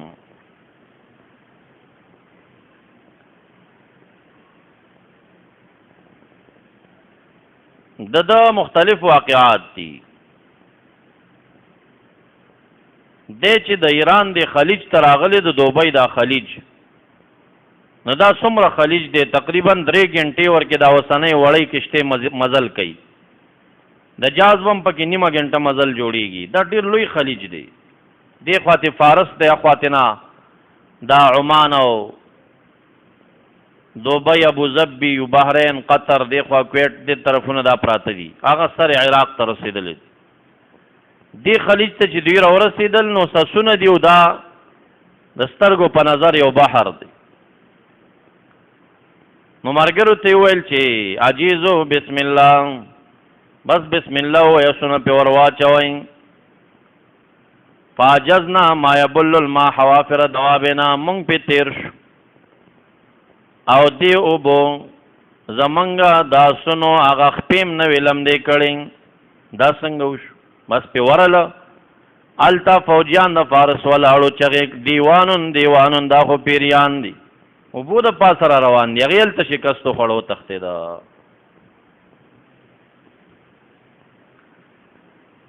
دغه علا سب په یوځای کې وفات شوم دی وی چې کله دی وفات فلم نلبس الا يسيرا حتى رمي في جنازتي فحفرنا له وغسلنا ودفنا فاتا رجل بعد فراغنا من دفني فقال من هذا من دا خير البشر هذا ابن الحضرمي دي اغرات ان هذه الارض تلفظ الموتى دا خمړي ولي او خپل خادل تمړي مخه خوي کاش دا مو الى میلنا میلین الى ارض تقبل الموتى منګ وی راځي چې دا مړ بیا د ازمکه ولي اسنه بارته ولي لیوانی اخري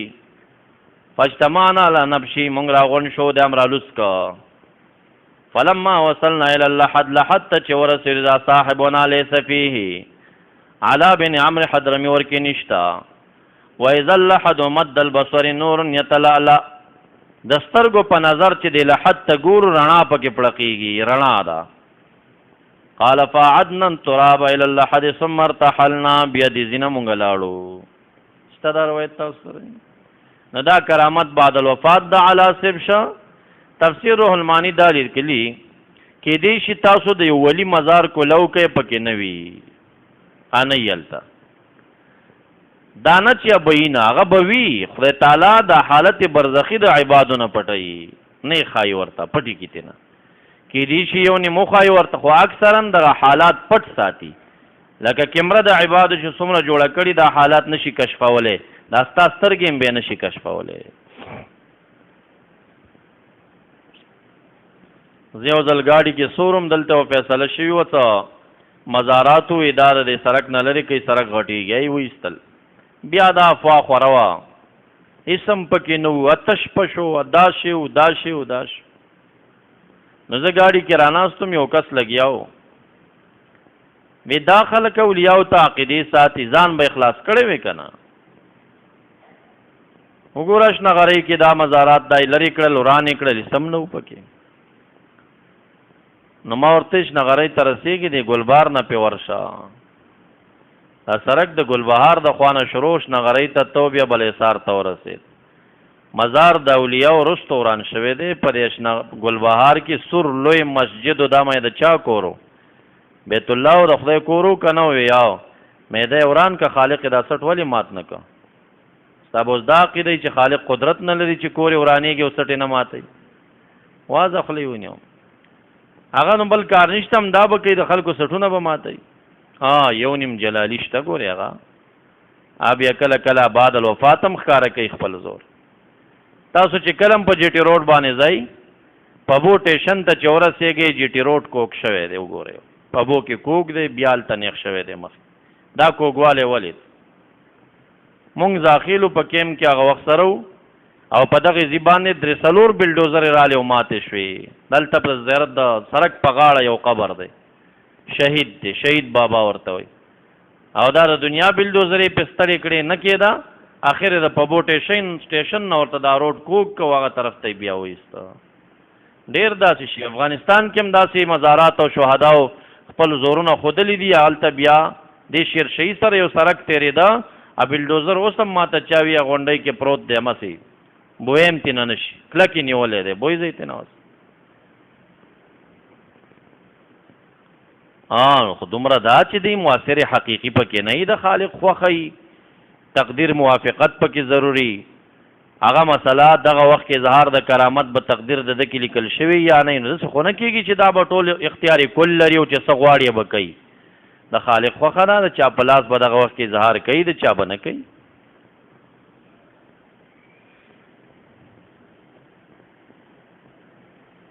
دارنګ نور روایت د بهقی نه پیش کړي د ابو مسلم خولانی رضی الله عنه جاء الى دجله ويترمي بالخشب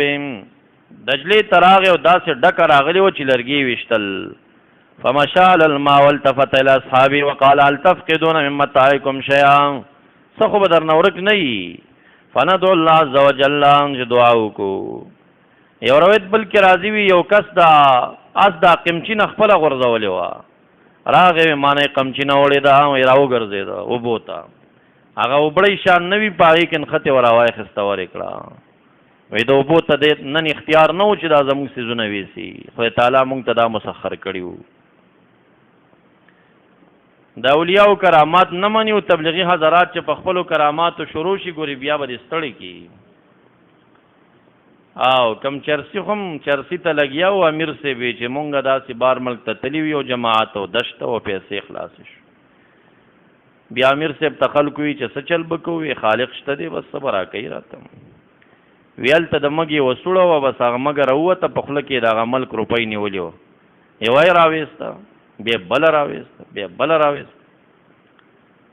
چرسی ورته پاسې د امیر سے عبدالله حبیب بینک لګیدل او چم د روپۍ راځي کرامتن بعید نه ده او چې ته اوس دومره سړی ته خو ولی نه مانی او دا کرامت د اولیاء وي ته ولی نه مانی د ذات نه د راس نه اولیاء نه مانی او د هغې دشمني د اعلان کړي ده نو تا ته کرامات د کمه شو خو بیا هم لکه دا بعیده نه ده چې داسې څیزونه د ښکاره شي د حیواناتو په واسطه د نورو په واسطه هغې ته د څه حواله شي دغه ځایونو کې دا روایت هم مذکور دی کتب هم راخسته دي تاسو تما ذکر کړی دی په دې ورقاتو کې رستو براشي درته چې د جدې د سین په غاړه مخکې چې لاړ شي دغلته بل خلیج راځي. دلته صحابه کرام غزا ته تلي وو، بیا دشته کې وو، بیا وږي شو. نو بحر ورته مای راویسته، بحر دومره غټ مای ورته راویسته چې دوی هلته میاشت تېره کړې ده هم خوراک یې کړی دی. یو میاشت مدینې منورې ته مزلو په لاره انتې خوراک کړی دی او بیا ځان سره یې ساتلې مو مای څومره غټو. امیر د دوی د دې مای دا لشکه نه ده، ادملا د تیر لشکه دوه راواخېستې دسې یې ودرولې او بیا یې په یو جګ اس باندې یو اوچت قد والا صحابي سور که چې دې لاندې تیر شه چې تیر شه سر یې ونه لګېده. دا څومره غټو لشکه نه لشکې داسې ودرولې، سم د سپېدې لرګي وخوا چې داسې ودرولې لندې پکې کس تیر شه. دا حدیث راخست بعیده نه ده. موږ د خدای په قدرت کې که انکار داسې یو صورت پیښ شي موږ یې نشي کېدی، دا خو د خالق د قدرت نه انکار راځي. خالق کولی شي چې دا وشي، خو موږ دا ګیله لرو چې هلکه خپل ځان ته داسې کرامات ثابتوئ او چې اولیاو حالاتو کې موږ پیش کو بیا نه منئ را سره، دغه ګیله زموږ راځي چې تاسو کرامات لرئ خو هغوی هم اولیاو هم کرامات لرل که نه.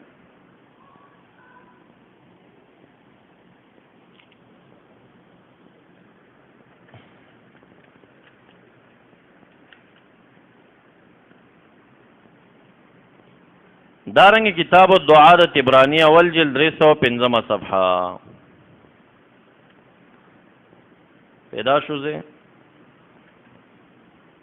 دویمه صفحه ده کنه وسط تزی الدعاء للطبرانی.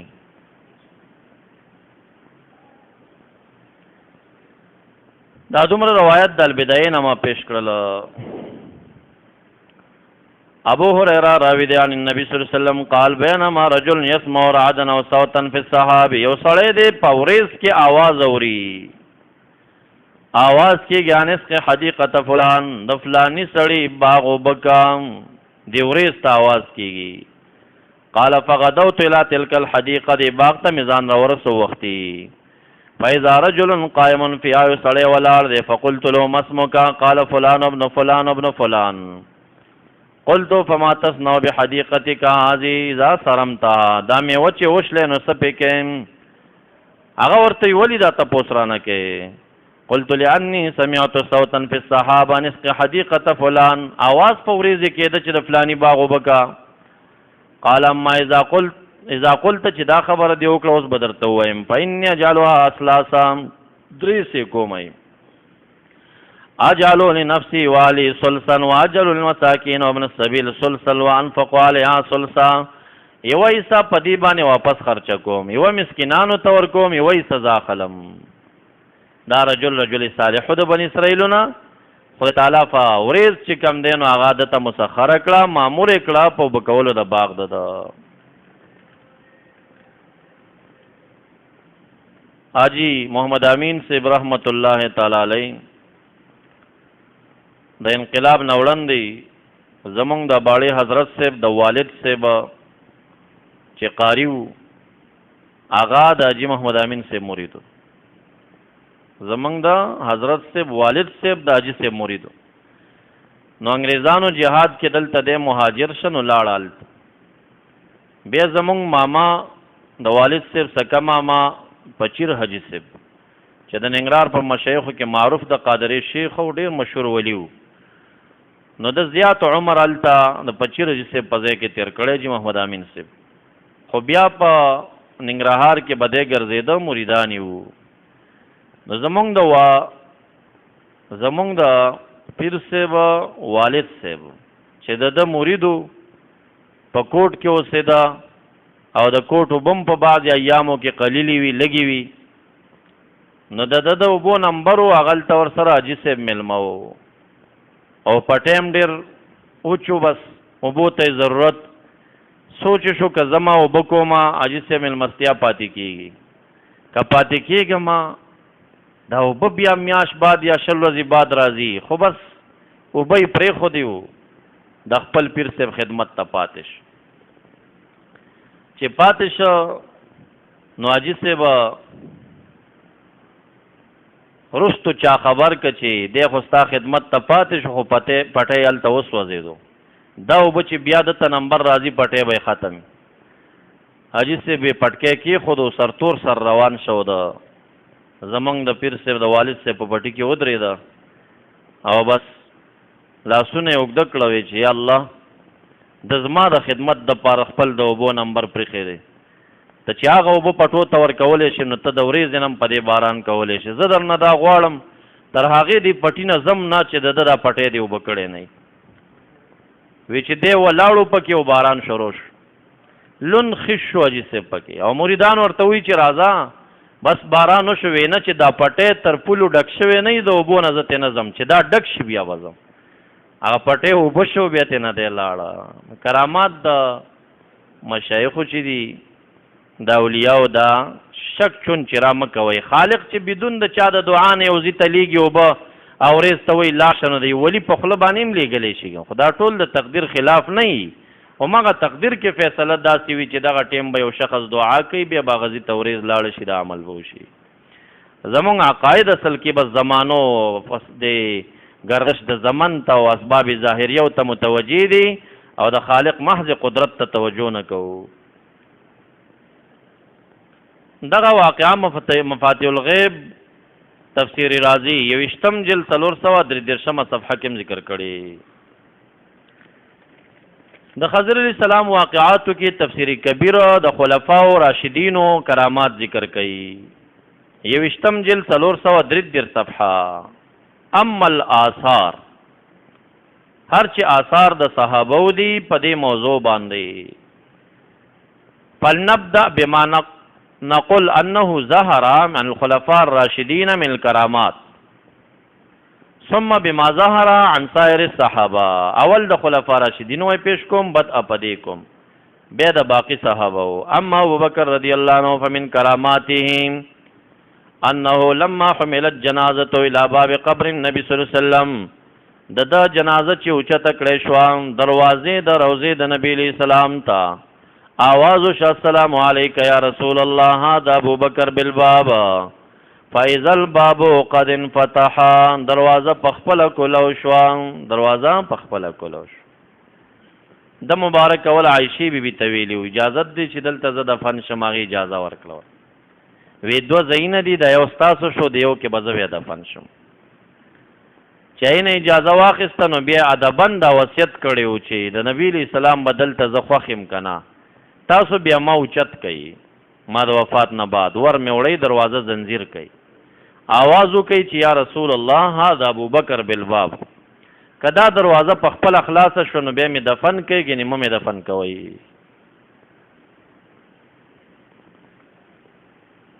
نو دې کې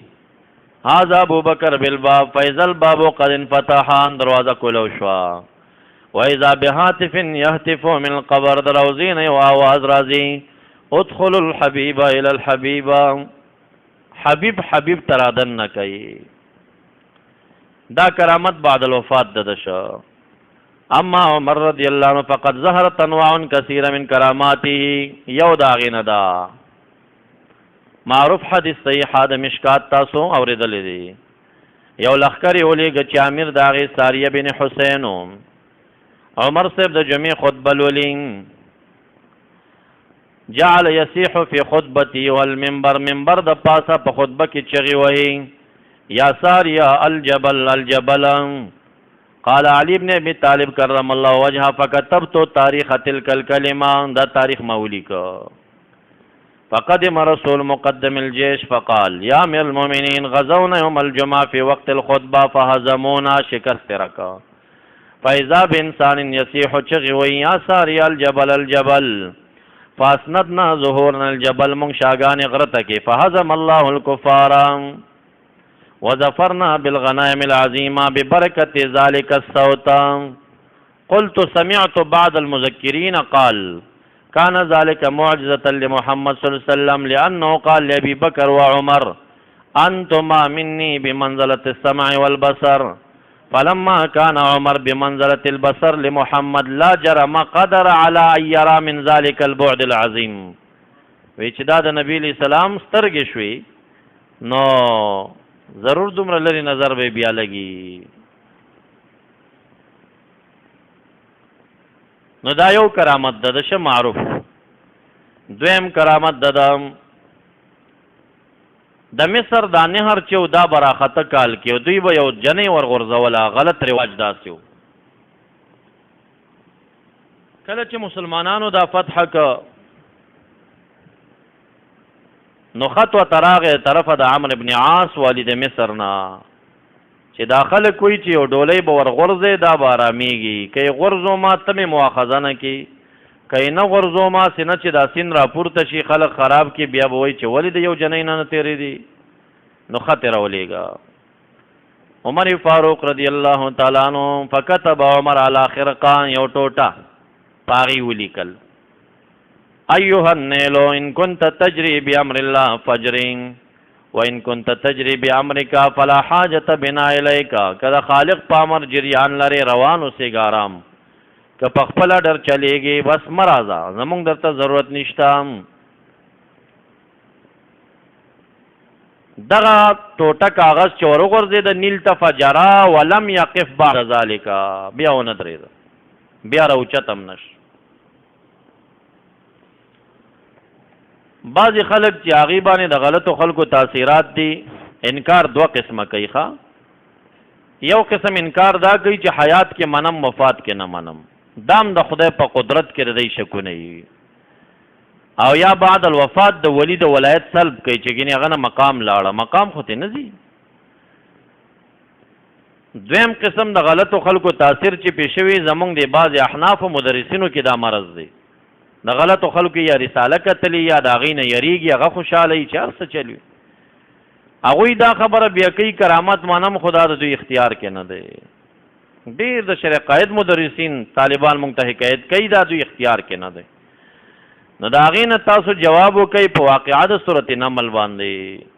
انا اتیک به قبل ان یرتد الیک طرفک، زه یې راوړمه. که د آصف بن برخیا علیه السلام اختیار نه و نو مخکې دعوه څنګه کوله؟ انا اتیک زه یې راوړمه، زه یې راوړم. دا شان دا لیکل د عمر صاحب خط لره رو د نیل ته دلیل د اختیار دی، مخکې نه ورلیږي.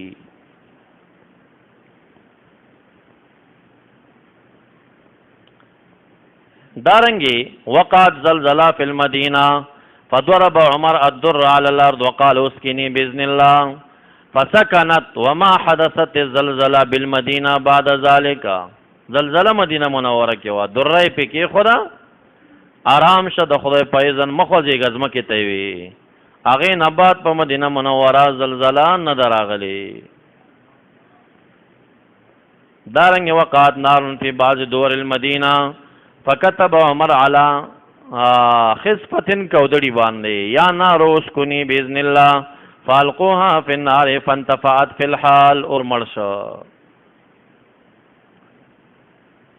ہر چی کرامات دا عثمان صاحب دی. انس رضی اللہ عنہ فرمائے سرت فی الطریق فرفعت عینی لامرات ثم دخلت علی عثمان فقال ما لي اراكم تدخلون علي واثار الزنا ظاهره عليكم. دغه بار د عمل ته شوی دی،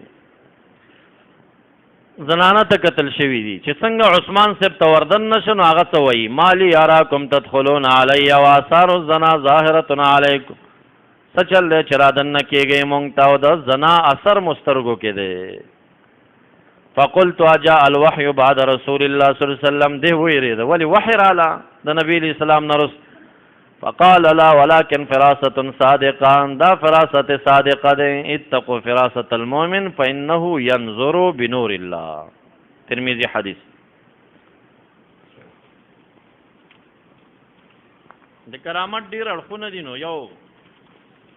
اړخ فراست شو. دارنګ د حضرت علی سے په کراماتو کې راخلی رضی الله تعالی عنہ ان واحدا من محبيه سرقا كان عبدا اسودا. یو تور غلام او د سره ډیره مینه او اغلاط وشوا. فاوتي به الى علي فقال وسرقت قال نعم فقطع يد ولاس وتفريقا. فانصرف من عند علي عليه السلام فلقيه سلمان الفارسي وابن الكرام. ابن القرا ورته من قطع يدك فقال امير المؤمنين ويعصب المسلمين وختن رسول نبی علیہ السلام زم دی زوج البطول پهلوان فقال قطع يدك وتمدحه تاته لاس پرې کړې ته صفاتونه کې فقال ولم لا امدحه وقد قطع يدي بحق وخلصني من النار نورم صفتك فسمع سلمان ذالک حضرت سلمان سے بورید دغه الله سے کټ کا بیم صفتونه کوي سلمان سے بورید فاخبروا بی علیہ نای خبر کا چې هغه غلام ستا صفتونه کوي فدعل سودا غلام روغته ودا ید ولا ساعدی کټ شوی لاس په مټو تکي خدا وغتاه بمندیل پرمال پټ ودعا بدعوات فسمعنا صوتا من السماء دا اسمان نه आवाज مونږ اورید ارفع الرداء عن اليد رومال د صادر د لاس نه لري کوي فرفعنا فاذا اليد قد برأت باذن الله لاس جوړ شوی لاس جوړ شوی لکه داخله کې دی شیدا د معتزلی اعتراض ده معتزلی عقل باندې چسپانه کنا او عقل نه مانی ستا عقل چې ومنله بیا خو کرامت نشو بیا خو تم کولیش کم شی چې ستا عقل نه مني هلته اظهار د قدرت د خدای تعالی وي عمده شانته روایت وفا الوفا د علامه سمهودیم راخستقه آی کې دا روایت دی چې مدینه منوره باندې شیګانو قبضه کړی و دا د عربو د حرمین چې دی دا کله اهل سنت سره وی کله شیګانو سره وی کله خوارج وابیانو سره وی دا اوړي راوړي او دا ډیر د عوامو خلکو فکر او نظر دی چې الکو د حرم امام به یو هغه به څنګه غلط سړی وي دا ډیر کمزورې نظر دی ځکه په حرمینو باندې ډیر طولي زمن گورنری د شیګانو راغلی په مدینه منوره باندې گورنری د مروان بن حکم الفاسق فاجر او ظالم راغلی دا ښکاره د احادیثونو ثابت ابو هريره رضی الله عنه غني اشخاص هغه بو مروان به مخکې کېده جمید نو دا د تابعینو په زمانہ کې چې هغه څومره نه زمانہ نبی اسلام ته نږدې و مسجد نبوي باندې مروان راغلی په مکه معظمه باندې حجاج بن یوسف راغلی نو ثبت شوی چې د حرم شریف گورنر شو یا د حرم والی شو یا د مسجد حرم امام شنو دا بزرگ شو دا د عوامو جهلاو نظر دی چې د حرم امام د دنیا لوی ولی وي دا غلطه خبر داسې وختو چې د حرم گورنری د ابو جهل لاس کې و همدغه حرم د بیت الله نو دا دلیل د دې خبرې دی چې دا حرم کې اوسېدل دلیل د دې نشو چې دا قوي ایمان بوي نن اتیا کاله وړاندې په حرم شریف کې امام شیخ زینی دحلان شافعی او په تاریخ مکه کې هغه د وهابیانو او د محمد بن الوهاب النجدی پر رد باندې دا ټول کتاب لیکلی دی او باغی کې دا ویلی چې دا خوارج دي نن اتیا کاله وړاندې د حرم شریف په منبر باندې د وهابیانو په خلاف بیانونه وکیدل او اتیا کاله د شاه عبدالعزیز نه بعد د وهابیانو چرچا پې راغلی نو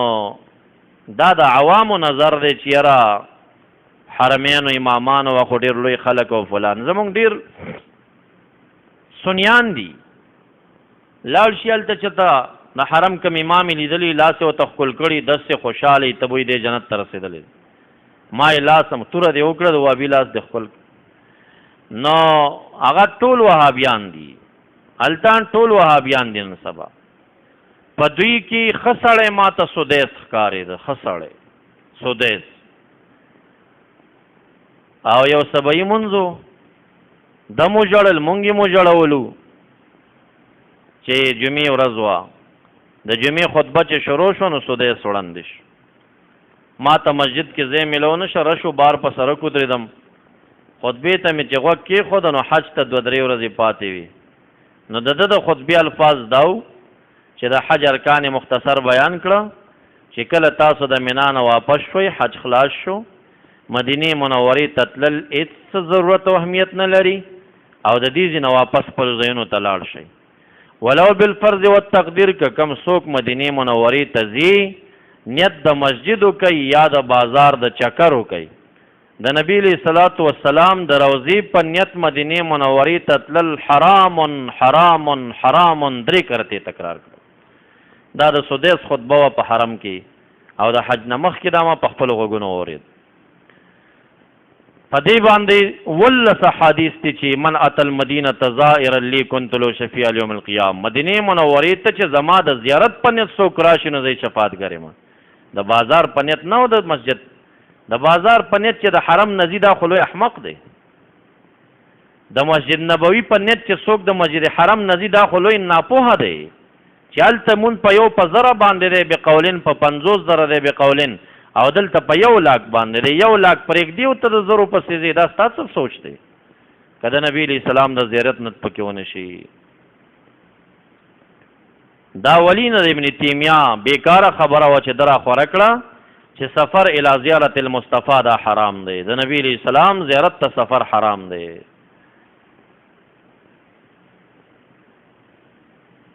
نو حرمین دا نظر د چا کوي ډیر کمزورې نظر دی چې یاره حرمینو کې امام شدا به بزرګ وي.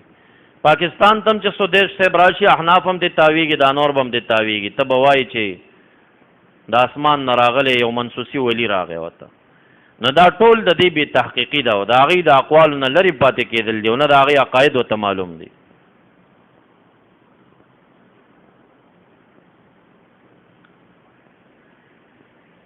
نو یو وخت داسې و چې په مدینه منوره د شیګانو قبضه وه. په دغه وخت کې یو منجاور د مسجد نبوي خادم دی هغه شیګانو سره ډېر روان دی. وفا الوفا راخستی دا د علامه سمهودي ډېر روان دی ورسره. نو مسجد نبوي کې روټۍ به ورته میلاوېده. 3 ورځې امتحانن روټۍ ورته میلاونه شو. سوچ کوي که بهر ته ځم بازار کې هوټل هم د شیګانو دي گورنري پې د شیګانو راغلی. اوس هم دا مسجد نبوي سره بلال مسجد خوا کې غټه محله د شیګانو ده. دا هغه وخت کې راغلي هم دلته پاتې شوي. په ریاض کې هم دي. اوس ورته یو وزارت ورکړی د شیګانو ته سعودیانو ځکه څه ډېر خلک هلته شیګان دي. دغه تیر کال نه وړاندې کال کې تللی وم فوجیان مې ولیدل په جنت البقي کې. چا ته مې وي دا فوجیان ولې راغلي؟ وی دا یو میاشت وړاندې یو شیعه راغلی او د یارانو مبارکانو د نبي علیه السلام سلام په دې ځای کې تېرېده. وی داسې لاړې ورته کړې. نو دلته چې کوم خادمین دي متوګان هغه ولیده خو شکي شه چې دی بېدبي وکړه او که دا یې قصدن د عمل وکړه خو نظر کې یې واخیست.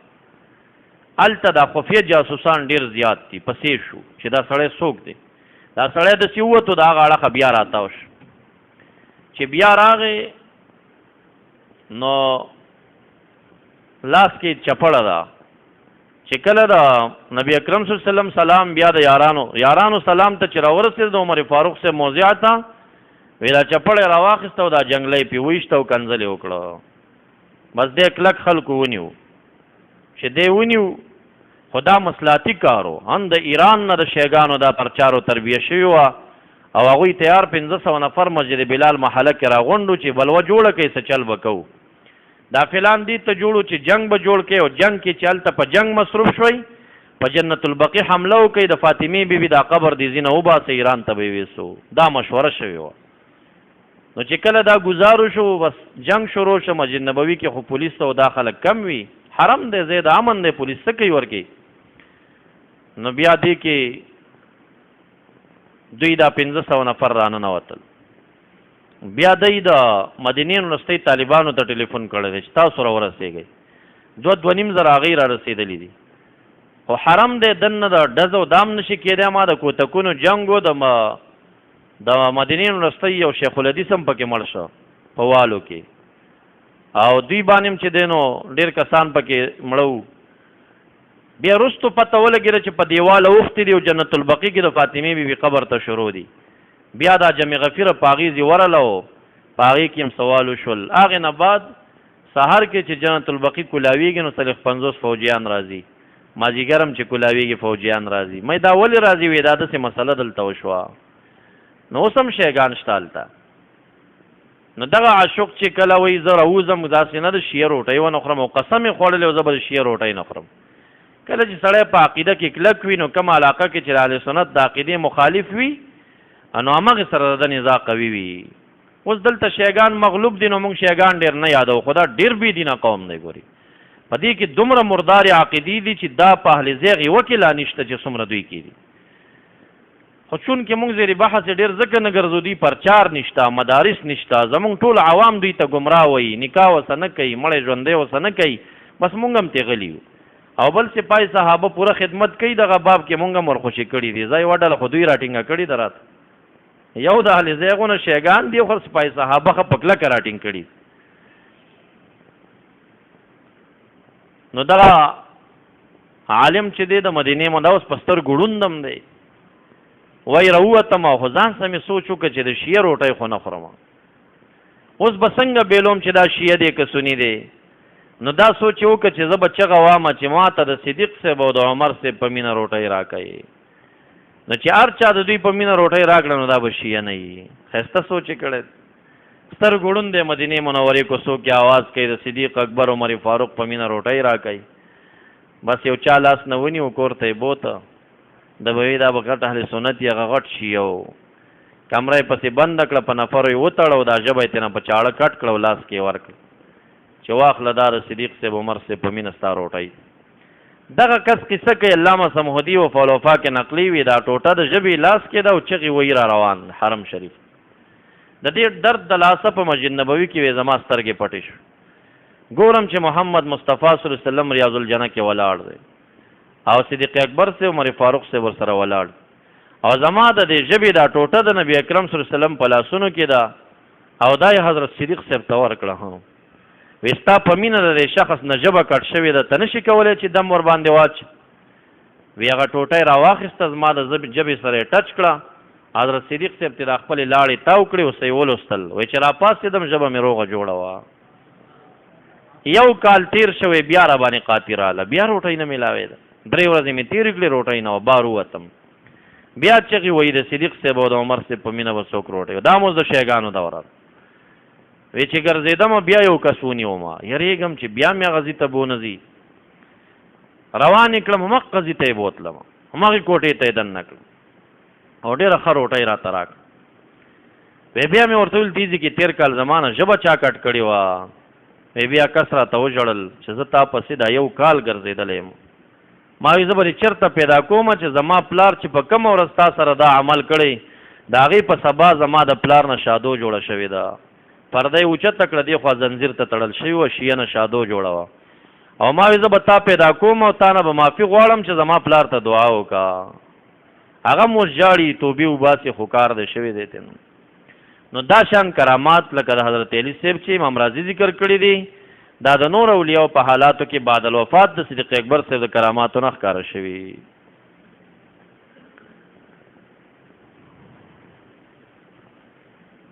دارنګي صحیح مسلم معرب بیروچا بتمجل 3 صفحه کې د حضرت جریج واقعا بیان کړي جریج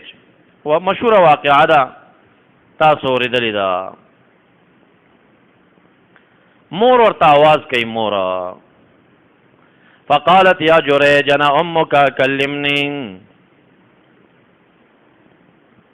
دې ځان سره اللهم امي وصلاتي مور مې ما आवाज کوي د مانځ ټیم هم ده بمونځ ولاړ دی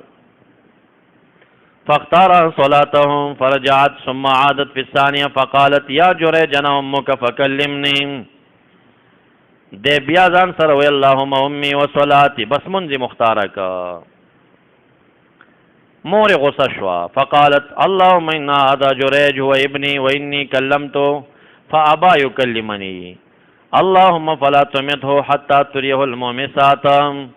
هغه ممړه کوا تر سوچ زناکاری دیو ګوري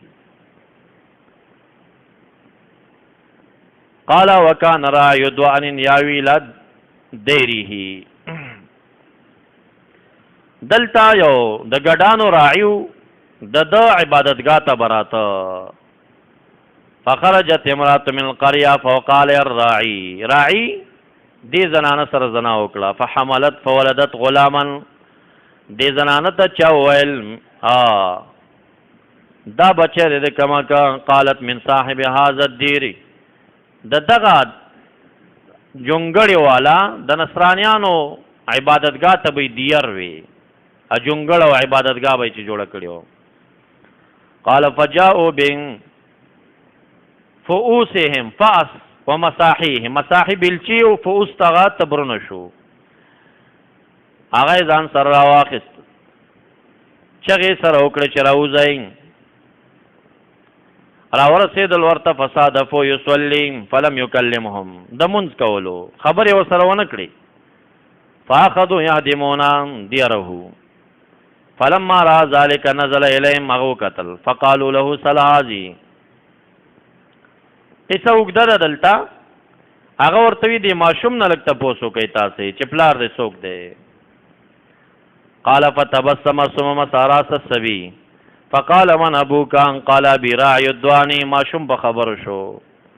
ګوره دا معجزه د عیسی علیه السلام ده چې ماشوم توپ کې خبرې کړې دي همدغه کرامت د ولی جریج ښکاره شو دې ځینې استدلال دی دا کرامت ده شو فلما سمعوا ذلك منه قالوا نبني ما هدمنا من ديرك بالذهب والفضة دا برته جوړ کو پسرو سپینو قال لا ولكن اعيدوه ترابا كما كان ثم علاه ابن حجر اسقلانی رحمت الله علیه شپږم جلد فتح الباری کې په 403 صفحه کې ذکر کړي وفيه اثبات کرامات الاولياء ووقوع الكرامه لهم باختيارهم وطلبهما دې کې د دې ثبوت دی چې وقوع د کرامت په اختیار د دوی سره وي خو کله اوقات دا نه دي کله د سی یعنی کې دې شي چې په اختیار شي دارنګ عمدۃ القاری درشتم جلد 320 صفحه فيه اثبات الكرامه للاولياء ووقوع الكرامه لهم باختيارهم وطلبهم دارنګي نووي منهاج کی اتم جلد 313 صفحه منها اثبات کرامات الاولیاء هو مذهب اهل السنه خلافا للمعتزله اوس د پنځپیریان وای چې موږ معتزله نه یو کنه عقیده د معتزله و ده او وای دي چې موږ قدریه نه عقیده د قدریه هم د عقیده چې هغه انکار د کرامات الاولیاء نه کوي وصوائی فيه ان کرامات الاولیاء قد تقع باختیارهم وطلبهم دا ثابتېږي چې کرامت د اولیاء واقعي کله کله دوی په اختیار سره وهذا هو الصحيح عند اصحابنا المتكلمين دا سید متکلمین قول دی منهم من قال لا تقع باختیارهم بعض متکلمین دا وایي پدې کې اثبات د دې چانل کرامات قد تكون بخوارق العادات على جميع انواعها دا خارق العادت ټول انواع د معجزو ته شامل دي منعه بعضهم ودعنا تختص بمثل اجابت دعاء او فقط اجابت د دعا ده بس نور انواع احیاء د موتا وغیرہ ته شاملېږي وهذا غلط من قائله وانكار للحس بل الصواب جريانها بقلب الاعيان واحضار الشيء من العدم بلکې حق دار چې کرامت جاری کیږي په قلب د اعیانو باندې کولې شي چې د کاڼي نه ته بوټي جوړ کی د بوټي نه کاڼي جوړ شي دا عین د یو عین نه بل عین ته ووړي واحضار الشيء من العدم شی د عدم نه وجود تراش اسم نه را پیدا شي ځکه مؤثر حقیقی خالق دی دارنګ دلیل الفارحین للطرق ریاض الصالحین دویم جلد 350 صفحه وفيه اثبات کرامات الاولیاء وقوع الکرامت لهم باختیارهما دارو دی په اختیار سره دارنګ صحیح مسلم اتم جلد 209 صفحه پاغي کې د عبد الله بن تامر قصه دا یوسف ذو نواس ابن شرحبیل واقعا اتاست تر شوی قتل اصحاب الاخدود ای کی چې کم ترجمو کې بیانېږي بادشاہ د خدای داوا کړی و ساحر ساتلیو او خيار ماشوم به شاګردای تور لګا بیا هغه ماشوم په لار کې د یو راهب سره ملو شو حدیث کې راهب راغلی راهب چې لګر ته وای د عیسویانو پیر د سره ملاوش دا د نبی اسلام د پیدایش نه ویا کاله مخکنی قصه وا یوسف ذو نواس ابن شرحبیل د بادشاہ نومو عبد الله بن تامر د دې ماشوم نو پلاری کجوري خرڅول نو دغه ولی سره په بیعت کې راغی او ناسته وکړه صحبت د دی ولی باندې د مقام د ولایت باندې فایش شو ذی کرامات بل ورځ چې کلی ته راغی په دې کلی کې بازار یا چوک کې یو دابه ده یا مار یا غټ اژدها سدي لارې بند کړي خلک ورته وایي چې ته خو ساحر ته ځې دا بې علاج وکړه دې دیزي کې سوچ کوي عبارت ته وکش بینما هو كذلك اذا تعالى دابة عظیمه قد حبست الناس فقال اليوم اعلم الساحر افضل من راهب افضل نن ز پویګم پته بلګي چې کار د ساحر افضل دی که کار د راهب افضل دی راهب د شیخ دی چې دی کې نول وزن سره فاخذ حجرا فقال اللهم ان كان امر الراهب احب اليك من امر الساحر مراد امر ندین فقتل هذه الدابه حتى يمضي الناس فرماها فقتلها وړو کې کانی باندې دابه وشته مړه شو دا کرامت ددو مشهور شو دی په دمونو باندې کان الغلام یبرئ الاکمه مرزادیړان دبر د پدم جوړېدا ولا برسا برګي مرض ویداوی الناس من سائر الادوا د بادشاہ یو وزیر او جلیس دی قدامی اړون دی ډېرې تحفې و تراوړې راغی و امام دم کا دی ورته وی انی لا اشفی احدا انما